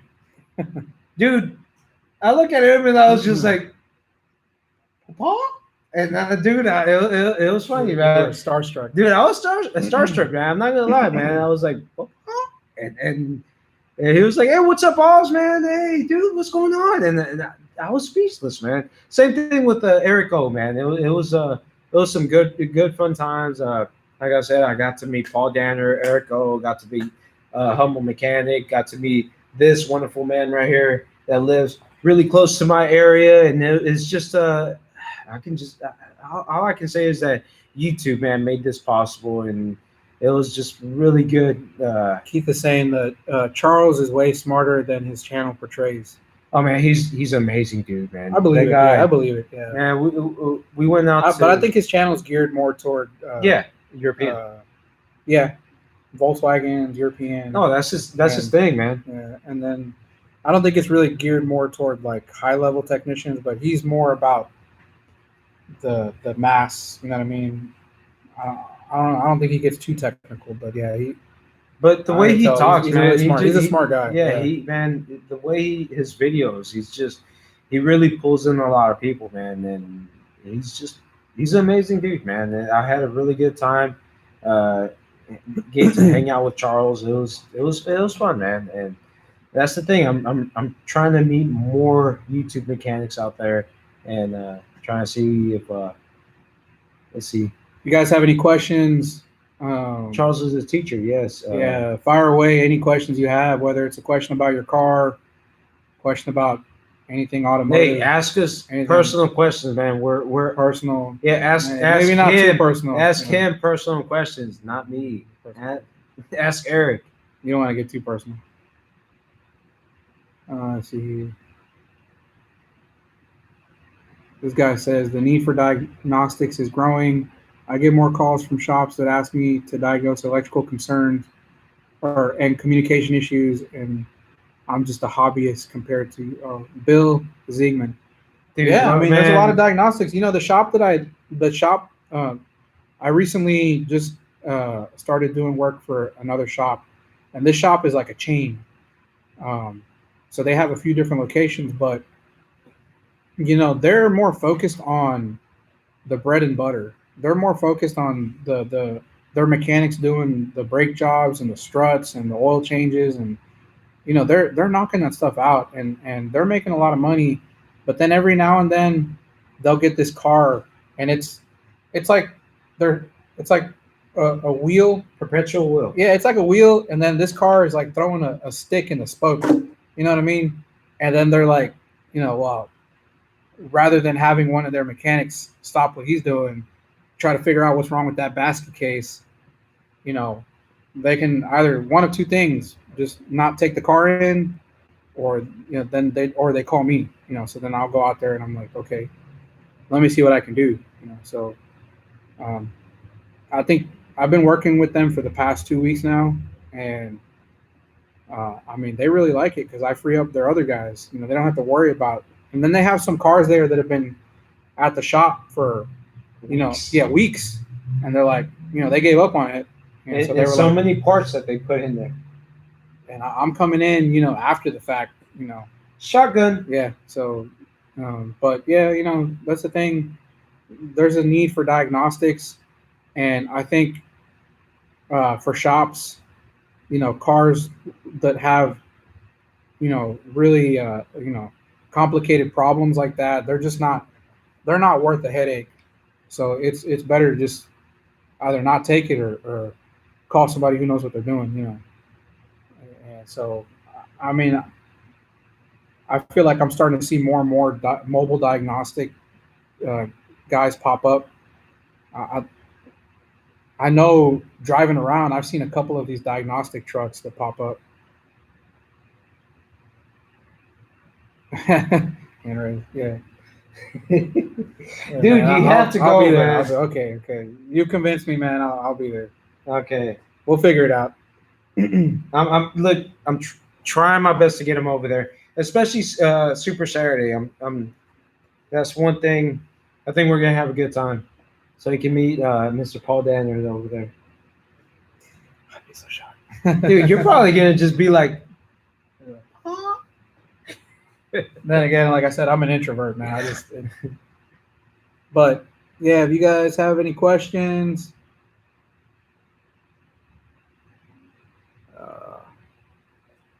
Go over, I can make a video. Yeah, we can. Well, yeah. Well, when we're over, I don't know if we can film inside, but we Yeah, can probably make a yeah. vlog. We can probably do like a vlog style, Yeah, you know. when I'm over there at the training events, I try not to put the camera out too much because, dude, I'm just enjoying the time over there. To be quite honest, I'll bring the camera out for a second, but you know, So if you guys have any questions, Keith said ticket purchased. I was waiting for that. Okay. I'll see you there. Let's see here. Any questions?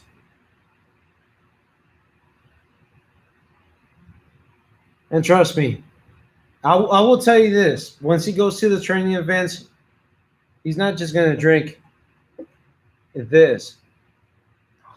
We're there to learn. Dude, come on, man! I'm still holding this, and there's nothing there. You guys have any questions? Eric's favorite band, My favorite band? Taylor Swift. Whoa, what type of music? I listen to everything. I mean, I grew up listening to heavy metal. I mean, I've always been a fan of like Chevelle, Deftones, Korn. I mean, but I also listen to everything else. I mean, I listen to country. I listen to rap. I listen to cumbia. I listen to corridos. I listen to anything. Yeah, I would have put some corridos on right now, but We're not that drunk yet. yeah, we're not that drunk. I still need a couple more. This is like Christian Correa says reggaeton. I mean, you know what? I'm a big fan of Ozuna, and I'm actually a big fan of Bad Bunny. Because if you listen to his music, like he talks about some really deep stuff. So yeah. all right. So 2001 Nissan Sentra 1.8, code 172175, rich codes. I got codes 172175. Whoa, what is a 172? That should be rich codes. Rich codes, right? Yeah. There's only one bank on it, 1.8.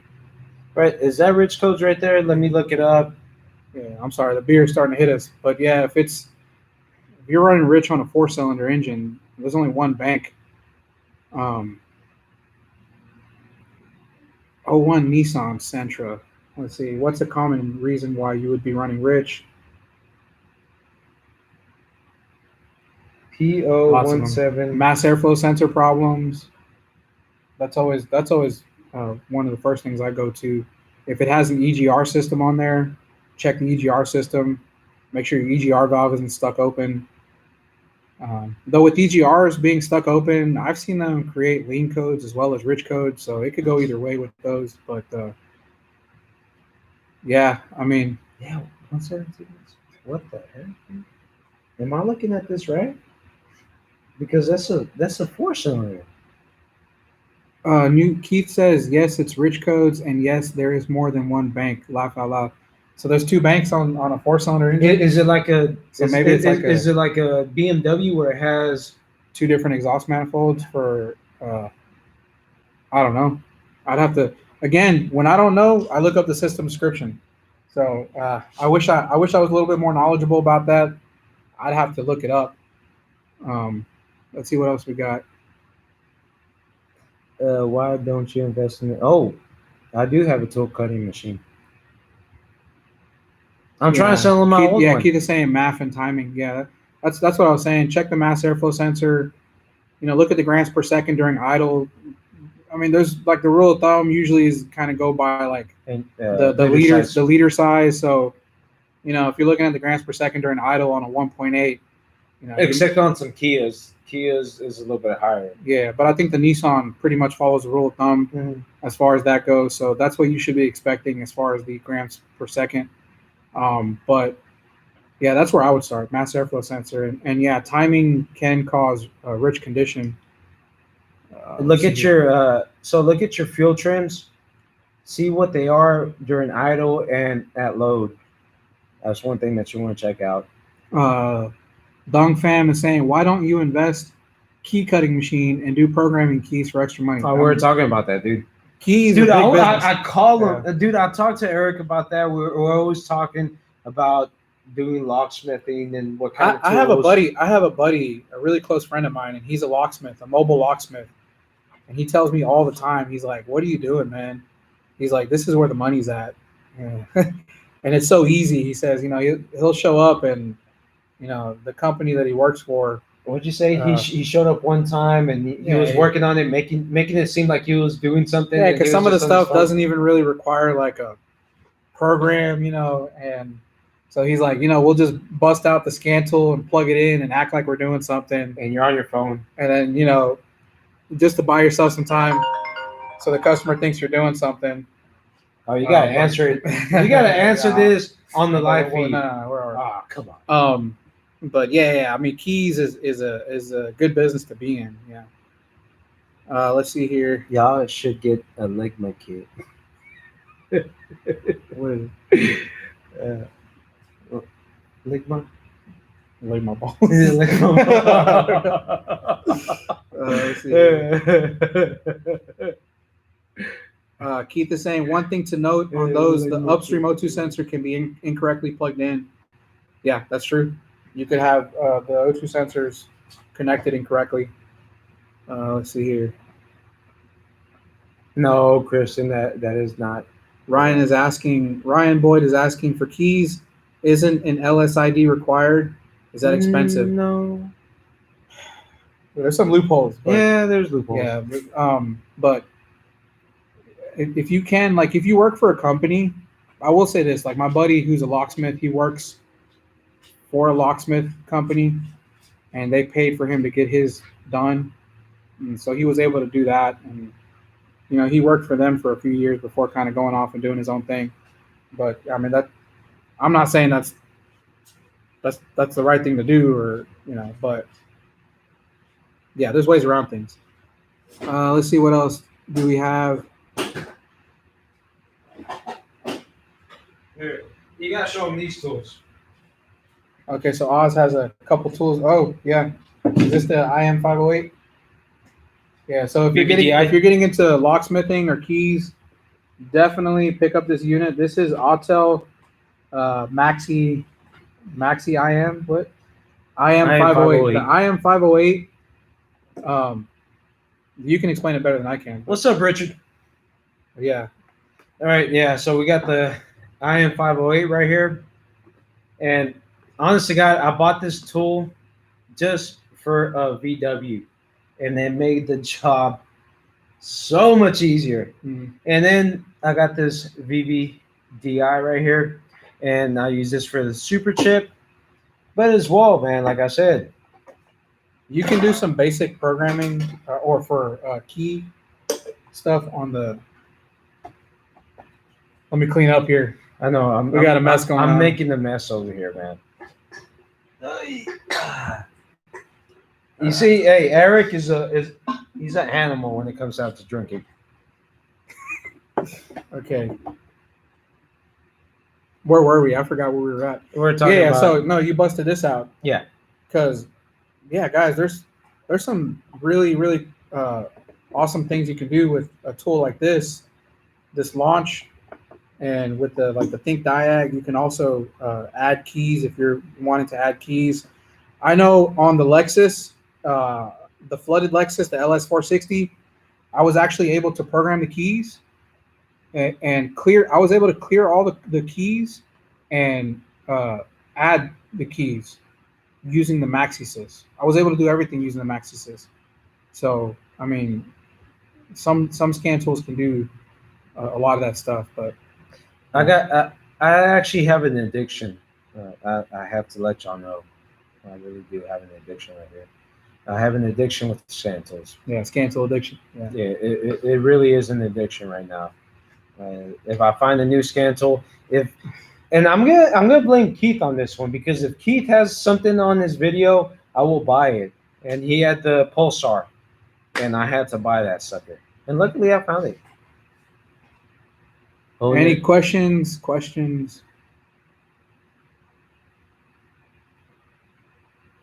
I'm sick with Yeah, so Manifold. Keith is saying Diagun is still best bang for the buck out there for bidirectional controls. Just remember, no support. That's the big thing about it. It's cheap. It's cheap, but at the same time, yeah, you don't have the support that you would with, some of the other scan tools that you can buy. And I mean, Keith can probably name a few, but yeah, Bang for your buck, man. You're bang, getting, yeah, you're bang gonna, for your buck. yeah, you're gonna get a lot of. I will say this though, King Bolin is trying to step it up as far as the support goes, with these tools. Even when it comes to Think Diag, they're trying to bump it up as far as the support goes. You guys have any questions? Let's see here. Another addiction other than beer. No, that's pretty much Yeah, it. Dung Fam is saying I'm sick with mechanic job already. Starting to do locksmith, ECM program, and also selling LED lights for headlights. Dude, that's another conversation right there, man. Oh God, I'm not gonna lie. I mean, well, the thing is that are you in there with if you're in it for the money, money? Yeah, that's if the you're in it for question. the money, then yeah, Yeah. there's no doubt about it. Mechanic work can be, and then even diagnostic work, Overwhelming. and the payoff really isn't. I don't know. A lot of times you end up spending a lot of time on things that you really can't bill for every hour that you're on it. Especially if you're working with another shop and you're trying to help them out. And, But how many times have you made a video and you diagnosed a vehicle and you're so excited? after yeah, that's you the got it thing. right? It's like what It's do you- reward. yeah, It's a rewarding. it's thing, more man. rewarding, and that's one of the reasons I started the YouTube channel is because, I mean, there's some diagnostics that I've done that I wish I would have made a video on. I'm like, man, I wish I would have made a video about that because that could have, been a really interesting case study or it would have helped somebody out, and I was like, okay, I'm gonna try to just share as much as I can. But yeah, there's some things that I've run across that I wish I could have shared, but I didn't film it or just Look, if you're in it with just the intentions of the money, man, it's just every career, man. Every career that you choose, if you're in it for the intentions of the money, it's probably not gonna be it, man. I love coming to work. It's just like I said, it's just the best. Yeah, Keith is saying the Think Diag is just a launch Diagon. That's what I'm trying to tell you guys is that I'm not trying to sell you any tools. I'm just letting you know if I run across a scan tool or something that I really like, and it for me, I think the Think Diag, because it's so relatively inexpensive for the amount of functionality that it has, if it could be a scan tool that. Where do you keep going, man? He's bringing They wanna something see else. the pulse Okay, on. yeah. What was I saying? The things that I like. Yeah, so the Think Diag, if you're working on a specific manufacturer, like I said, if you're a dealership technician and all you work on is Nissan, and you have the Think Diag and you downloaded the Nissan software, you can do, everything that this thing can do, but for a fraction of the cost. Except this thing has the software for all of the manufacturers. That's what you're paying for. But still, if you're a professional technician, this is probably your best bang for the buck as far as But if you do get the Think functionality. Diag, make sure to go to his. I mean, I share the link through Amazon. I get I probably get like $1 or $2 every time you buy one. He gets 5 cents. Maybe, I don't know. So make a donation right now on his channel. Yeah. No, but yeah, man. Honest to God, if you're a do-it-yourselfer, that's probably gonna be the best bet because this right here, what was it? Almost $800, $800. Look, Keith is saying the new Pulsar design is absolutely off the hook. Really amazing. So is there a new one coming out? Well, Keith is trying to develop one right now. Really? Yeah. I'm looking forward to that. Okay, what else do we have? There was a question up here about a dog. How do you go back up? All right, let's see right here. Like you really have to touch it gingerly to like watch this. You see? Hey Okay, guys, go. I have so DIY local soft hands. Okay, so He's asking, hey guys, question. I have a 2008 Dodge Ram 1500. I recently did the transmission and filter fluid change, drained 7 quarts and put back 7 quarts of new fluid. But after the truck reached operating temperature, the dipstick read low. just add more. You were probably low to begin with. I Yeah, mean, just you add know, more. just do the math. Did you check it before you drained it? Because you might have just been low to begin with. Yeah, I would just add more. Add more, get it to where it needs to be. Of course, you know, you always want to check the transmission fluid level while the engine is running and it's fully warmed up, because otherwise you're not going to get an accurate reading. What else do we have? I know ECM programming, mostly the J-Box. Question, how do you guys the subscription for Mercedes? Oh, yeah, see. Oh, Mercedes. Yeah, you know. Okay, so this guy Dung Fam is asking about the subscription for the Mercedes. I guess as far as programming with the J2534 device, they only offer an annual subscription, which costs $3,800. Cool. I mean, I've never done it. I haven't run across Mercedes where I've had to program using a J2534, so I don't know, but if that's just the way they offer it, that's the way it is, you know, unless you're a shop that's doing Mercedes programming all the time, it may not be worth it for you to. Dude, just don't be a superhero, man. Yeah, sometimes. Yeah. And then, you know, sometimes like, you know, we have to turn away programming. So yeah, if I run into a vehicle and they want me to program it, but you know, I have to pay, you know, $250 for the subscription, and then I really don't do them that often. Yeah. Look, I'm sorry. I wish I could, but you gotta you gotta see, man. Yeah. Don't be busting your back, man, if it's not beneficial. So what else do we have?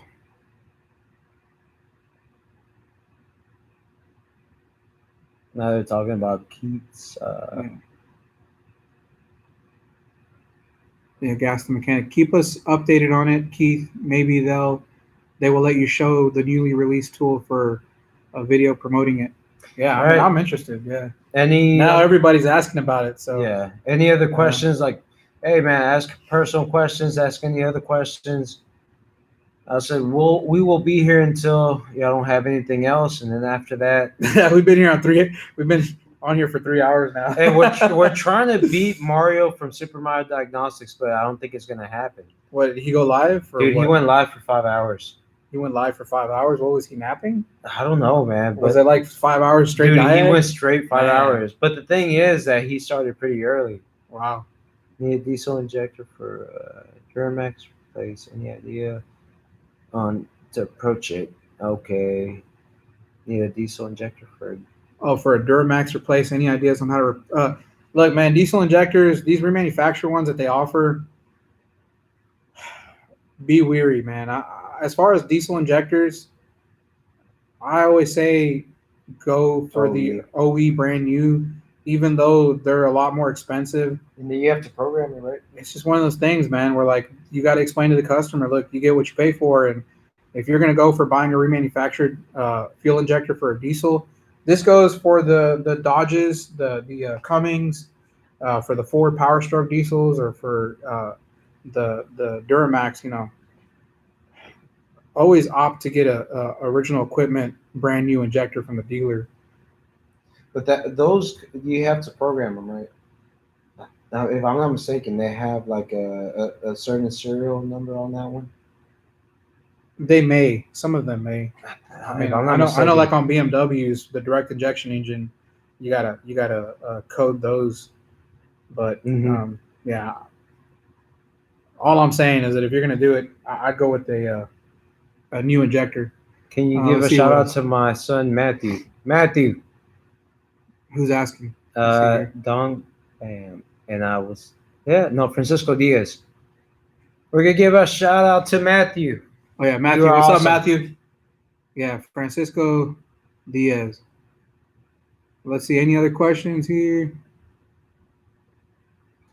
Which make spark plugs are best. Delco. Ugh. Look, spark plugs. I like NGK. Okay, spark plugs. Rule of thumb is always stick with OE. OE. So if you have a GM vehicle, AC Delco, yes. Don't put a Bosch spark plug in Unless you have a your GM vehicle. Yeah. I don't care how hard AutoZone pushes that Bosch spark plug What about Autolite? for you to buy to put on your GM vehicle. What about Autolite? Yeah. So if you have a GM, stick with AC Delco. If you have a Ford, stick with Motorcraft. If you have a BMW, yeah, Bosch. Any European, Bosch. Asian, of course, you have your NGKs, Densos.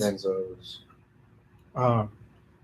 But yeah, just Oh God, freaking Autolite was trying to. Well, I went to their booth and they're trying to sell I think me. Autolite is trying to get into the. Is it more of the European stuff or like the Asian stuff? I Okay. think they're all over the place. Cuba put, how come no one has a blue wrench? I don't know how to put that blue wrench. I swear. I would put a blue wrench if I knew how to do that. Yo, guys, this is our first live. Well, I mean, my first live. I don't know. This is our first time doing live video. Let me see. So we're Cuba, I I swear, if I would know how to put the blue wrench, I would put one right now. Yeah, we might be able to do that afterward. Maybe add as a Oh! There you go, Cuba. You're a moderator. I don't know. Yeah, we'll go through this. We'll probably go through this later on. But yeah, if you guys have any questions. All right, let me know if the blue wrench is there. Was this guy asking something about ADAS? Let me see. Which one? I don't know. I saw something. Oh, Okay. serious question. What do you guys think? Okay, so this Dung fam is asking, what do you guys think about opening a shop just for ADAS calibration? Oh, that would be awesome, dude. And what he was saying to do it for insurance? Yeah, that would be an awesome thing. Not a lot of people do ADAS. I mean, if you can do it where you're dealing with insurance companies, that I feel like that's one of the reasons like body shops make so much more money than mechanic shops do, is because they're dealing with insurance companies. So anytime you deal with an insurance company. Yeah, nah, ADAS is that's one thing. I remember when I was taking some courses about 3 years ago. I just, that's nothing that caught my attention, and now it's really catching my attention. I really want to. It's becoming more. Yeah, I want to learn relevant. more about ADAS. Mute Lynn, I'll give some blue wrenches to a couple people right now, and they're taking advantage of it. And as a moderator, you got some leverage, man. Y'all can do some stuff right there. I can't wait until you do moderating, man. Okay, let's see here. This guy is saying the truck reads hot mark one reach. I'm a little bit confused about the DIY Colombian local. The truck reads. Cool reads on hot mark one reads operates. Let's go to another one. See if you see one. Too many problems with reman injector. We learned our lesson. Oh yeah. Yeah. So Gaston Mechanic is saying too many problems with reman injectors. We learned our lesson the hard way. Never again. Exactly. I learned my lesson the hard way. Never again. I won't do it unless they're willing to pay for brand new ones. Oh, dude, I will wink right now. Let's see, what else do we have?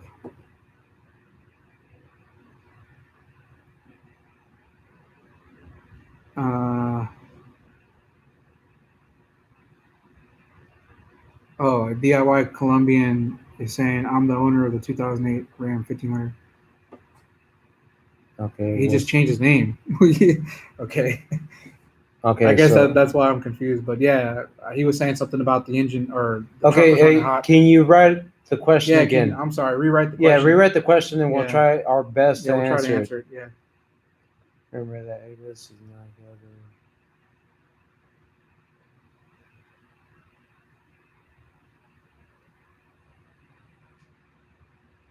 I'm sure Keith might be able to answer this question. What is he saying? Remember the ADAS not calibrated will not set a code or a check engine light, if I remember correctly.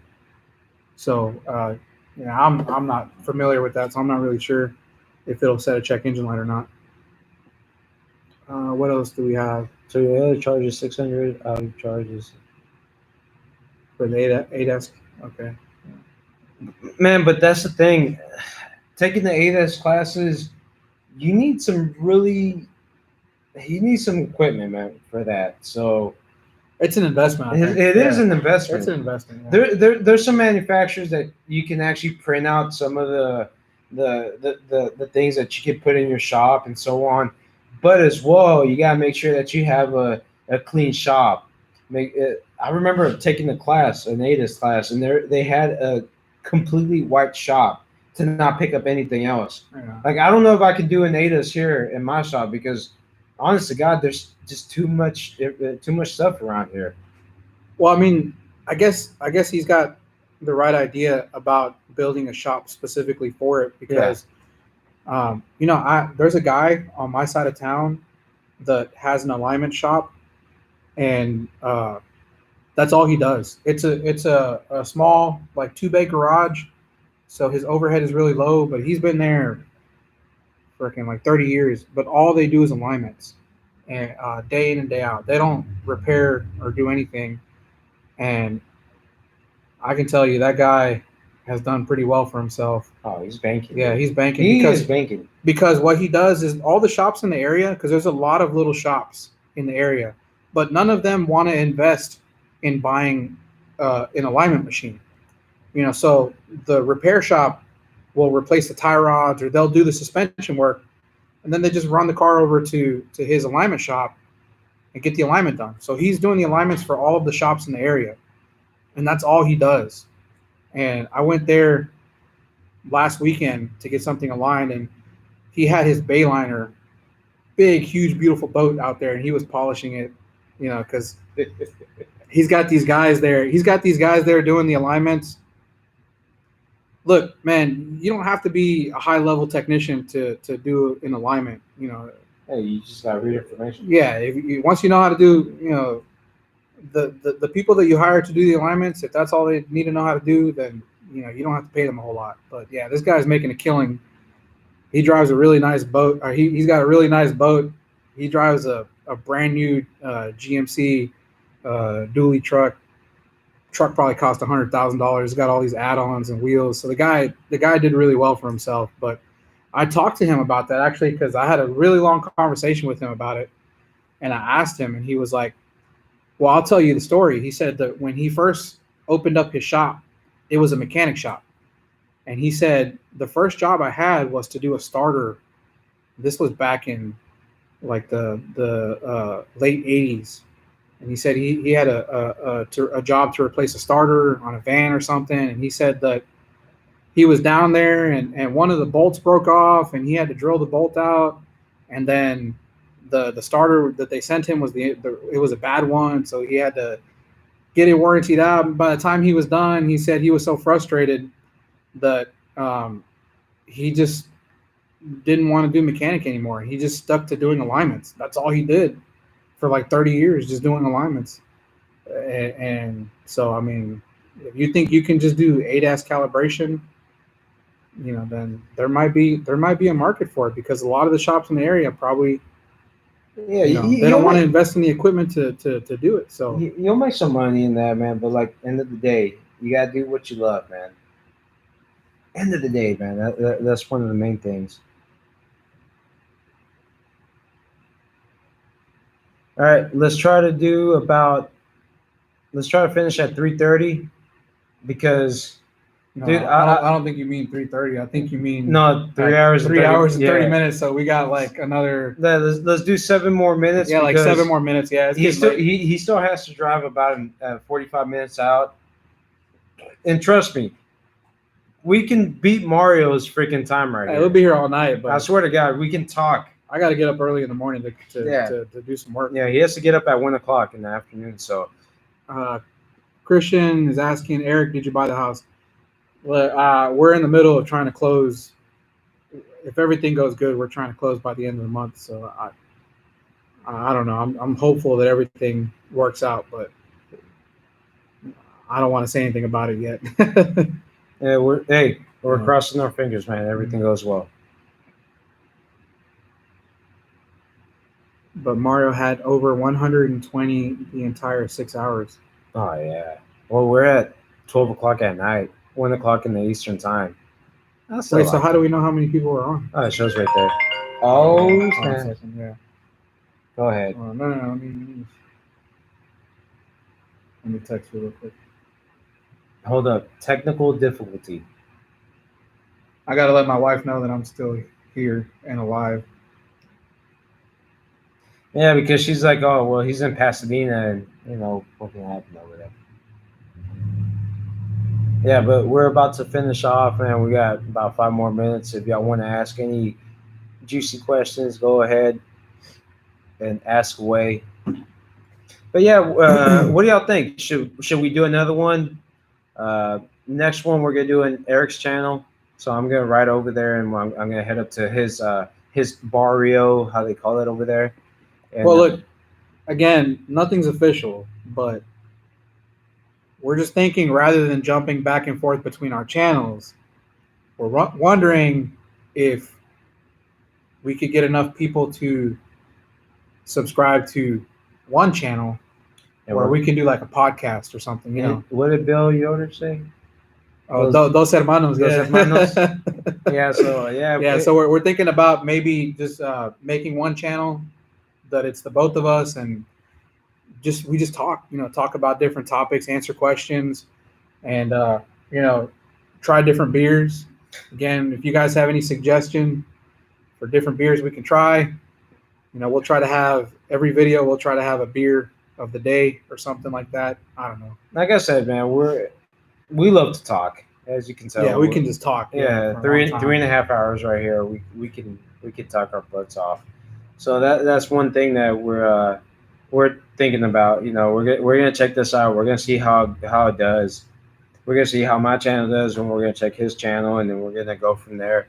And then if everything goes well, we'll make a dedicated channel to this, and we'll do a little podcasting. Well, Gaston is asking. I'm not subscribed to podcasts. How does that work? Well, I don't think it's not gonna be like a podcast where it's just audio. Like it's gonna be like a channel basically, and we're just gonna sit and talk. Yeah, it's not gonna be no automotive repair. That's one thing. We're not gonna be. I think he's referring to like podcasts, like like on a different format. Oh, okay. But here on YouTube, we're just gonna sit in front of a camera and talk. Yeah, we're gonna probably like Joe Rogan that. We're gonna have some microphones. I don't know. Yeah. So and like I said, we'll try to make it interesting. You guys have any suggestions, any ideas? Yeah, we're just, Awesome, dude. We're trying to do this for y'all. We just want to have a good conversation with y'all, and really and just. Yeah, she says the viewers can make a shot game out of how many times Oz uses the restroom. Thank you, baby. Drunk diagnostics. You heard it here first. Yeah. Hey, we can have Ryan, y'all seen that drunk history? So if we can get that going, or what was that? That Jackie Chan movie, the Drunken Master. The Drunken Master. Yeah. Yeah. No, trust me. Like I said, man. I like talking about cars. Man, I've known mechanics that can't function unless they're. Yeah. Anybody have any questions? Why do Chevy headlights wiring harnesses always burn up? That's a good question, but typically you're probably referring to the connector, where it plugs into the headlight bulb. It's just from the factory. And it's high resistance. High resistance causes heat, causes the connector to melt, but it could be like a loose connection. Loose connections can cause that, but it might be an issue with the terminal not making good contact with the connector. But yeah, I see it a lot. GMs have that problem. Well, we have guests. I'm not sure about guest, but man, I shouldn't be talking about this. I did talk. I talked to Eric about this. Hopefully, this happens. I'm really, really, really, really, really, really, really. Okay, yeah, we probably shouldn't mention anything because we don't know if we can. Oh God, I don't even know what's gonna happen. We're gonna All try to right. have guests. Yeah, you know, Yeah. if we can get guests to come on the No, pod- but the other thing I was talking about with the other company that we Oh, yeah, might yeah, yeah. we might do later on. it has to be right. It has to be the right thing for the viewers. But there's somebody hitting us up about doing a type of collaboration. I don't know if I would call it collaboration, but yeah, the cards just have to be right. It has to be right for the viewers. So if Yeah. it works out, if they give in to what we want, Let me. I'm just gonna put a sneak peek. and what we want is something good for the viewers. The sneak peek is. I don't know if y'all saw that. It was that YouTube challenge. It was a mechanic versus mechanic. I actually contacted this company, and we might start something, but because of this whole COVID thing right here, Yeah, there's probably like some things we need to figure out. yeah, first. we need to figure out, and I'm trying to assemble the. Basically, I'm trying to assemble the Avengers of YouTube mechanics, and I contacted Eric, and hopefully we can get this going, man. And I think it's gonna be a really fun thing. I got some other people. Eric O is probably gonna be in that, so I'm crossing some fingers. We're gonna see how that goes. Let's see here. Rebello says 2004 CRV, are they reliable? Honda CRV. Oh, Look, man. 2004 is already like how old? 16 years old. They have some issues with But- valvetrain problems. Yeah, valve adjustment problems, transmission issues, but I mean, with the vehicle that old, it really does depend on how well they maintained it too. A lot of vehicles at that age, man. Yeah. It's just, dude. Look, there's no such thing as a cheap vehicle. That's all I can tell you right now. So when you're looking to buy a 15-year-old vehicle, no, you're gonna just have know that problems. you're gonna have to put some money into it. Yeah, always go into it knowing that you're gonna have to put money into it. I get those customers that say, "Hey, I bought this '01 car and blah blah blah," and they just have so many problems with it. It's just man, you gotta understand. It's an old vehicle and it's gonna have some issues, especially with the mileage it has. Scanner called.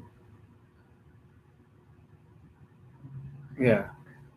If you guys have any questions, All right, I think we're coming up on our time. yeah, we're gonna. Yeah, if y'all have any, Yeah, it's a couple more minutes. If you guys have any questions, like I said, we're gonna be doing this. This is our we're just testing the waters here. We're seeing if anybody cares what we have to say. I don't know. Yeah, but most likely, like I said, I'm gonna be at Eric's place next time, and we're gonna have a good time. We're gonna bring some more beer, and because we're gonna be in his area, he better drink more than 1.5 beer. Okay, so that's gonna be a for sure thing. What are they saying? See you guys. I have to put valve cover gasket on Nissan in the morning. Oh yeah, so Orville 58. He's got to put a valve cover gasket on a Nissan in the morning. Good luck to you, my friend. Good night if you're heading out. Anybody else here? Cuba, always nice talking to you. All Is she right. leaving? Yeah. Oh, yeah. she's- Okay, yeah, she's heading She's out. leaving. All right. If we have one Thank more, you for stopping by, Cuba. if we have one last question, we'll take that, and then after that, we will. And call by the it way, a night. guys, if you guys are not subscribed to Cuba's channel, you have to check her out. Please do so. And if you're not subscribed to his channel, please check his channel out. Yeah, that too. What else do we got?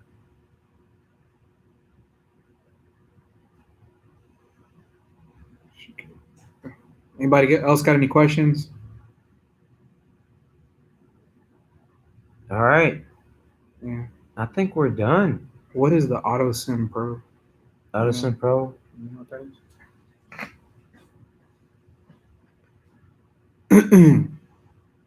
Jorge Torres is asking about our thoughts on the Auto Sim Pro sensor simulator. I'm not familiar with it.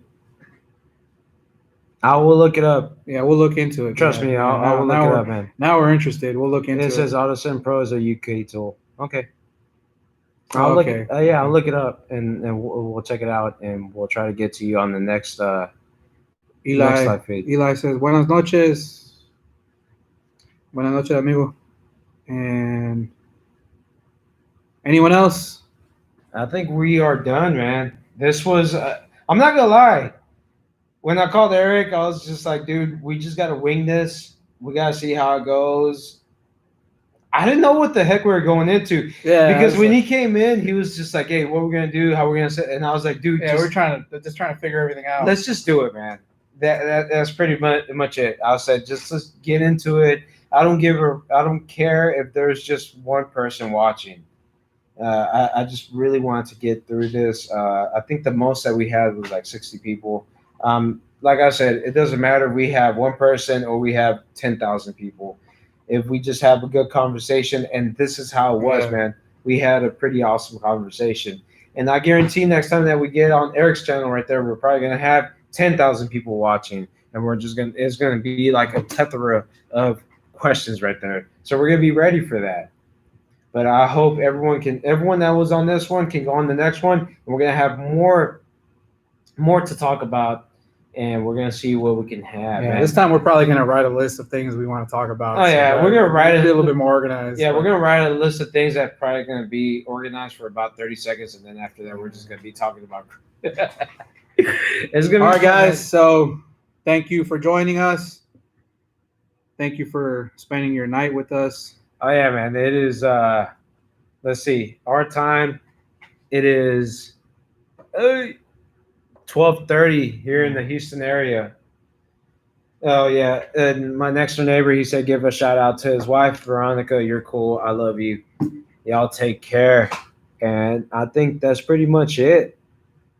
If I don't see any other questions. Yeah, this guy is saying, I have worked so much on Asian cars and would want to switch to European cars. What would be your advice, guys? Don't do it. No. Don't do it. Yeah.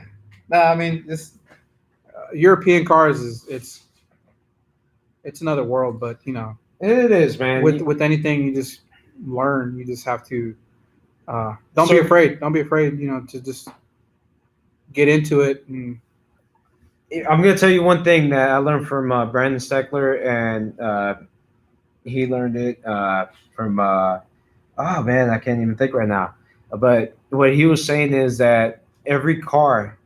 Basically, they all function 85% of everything is done.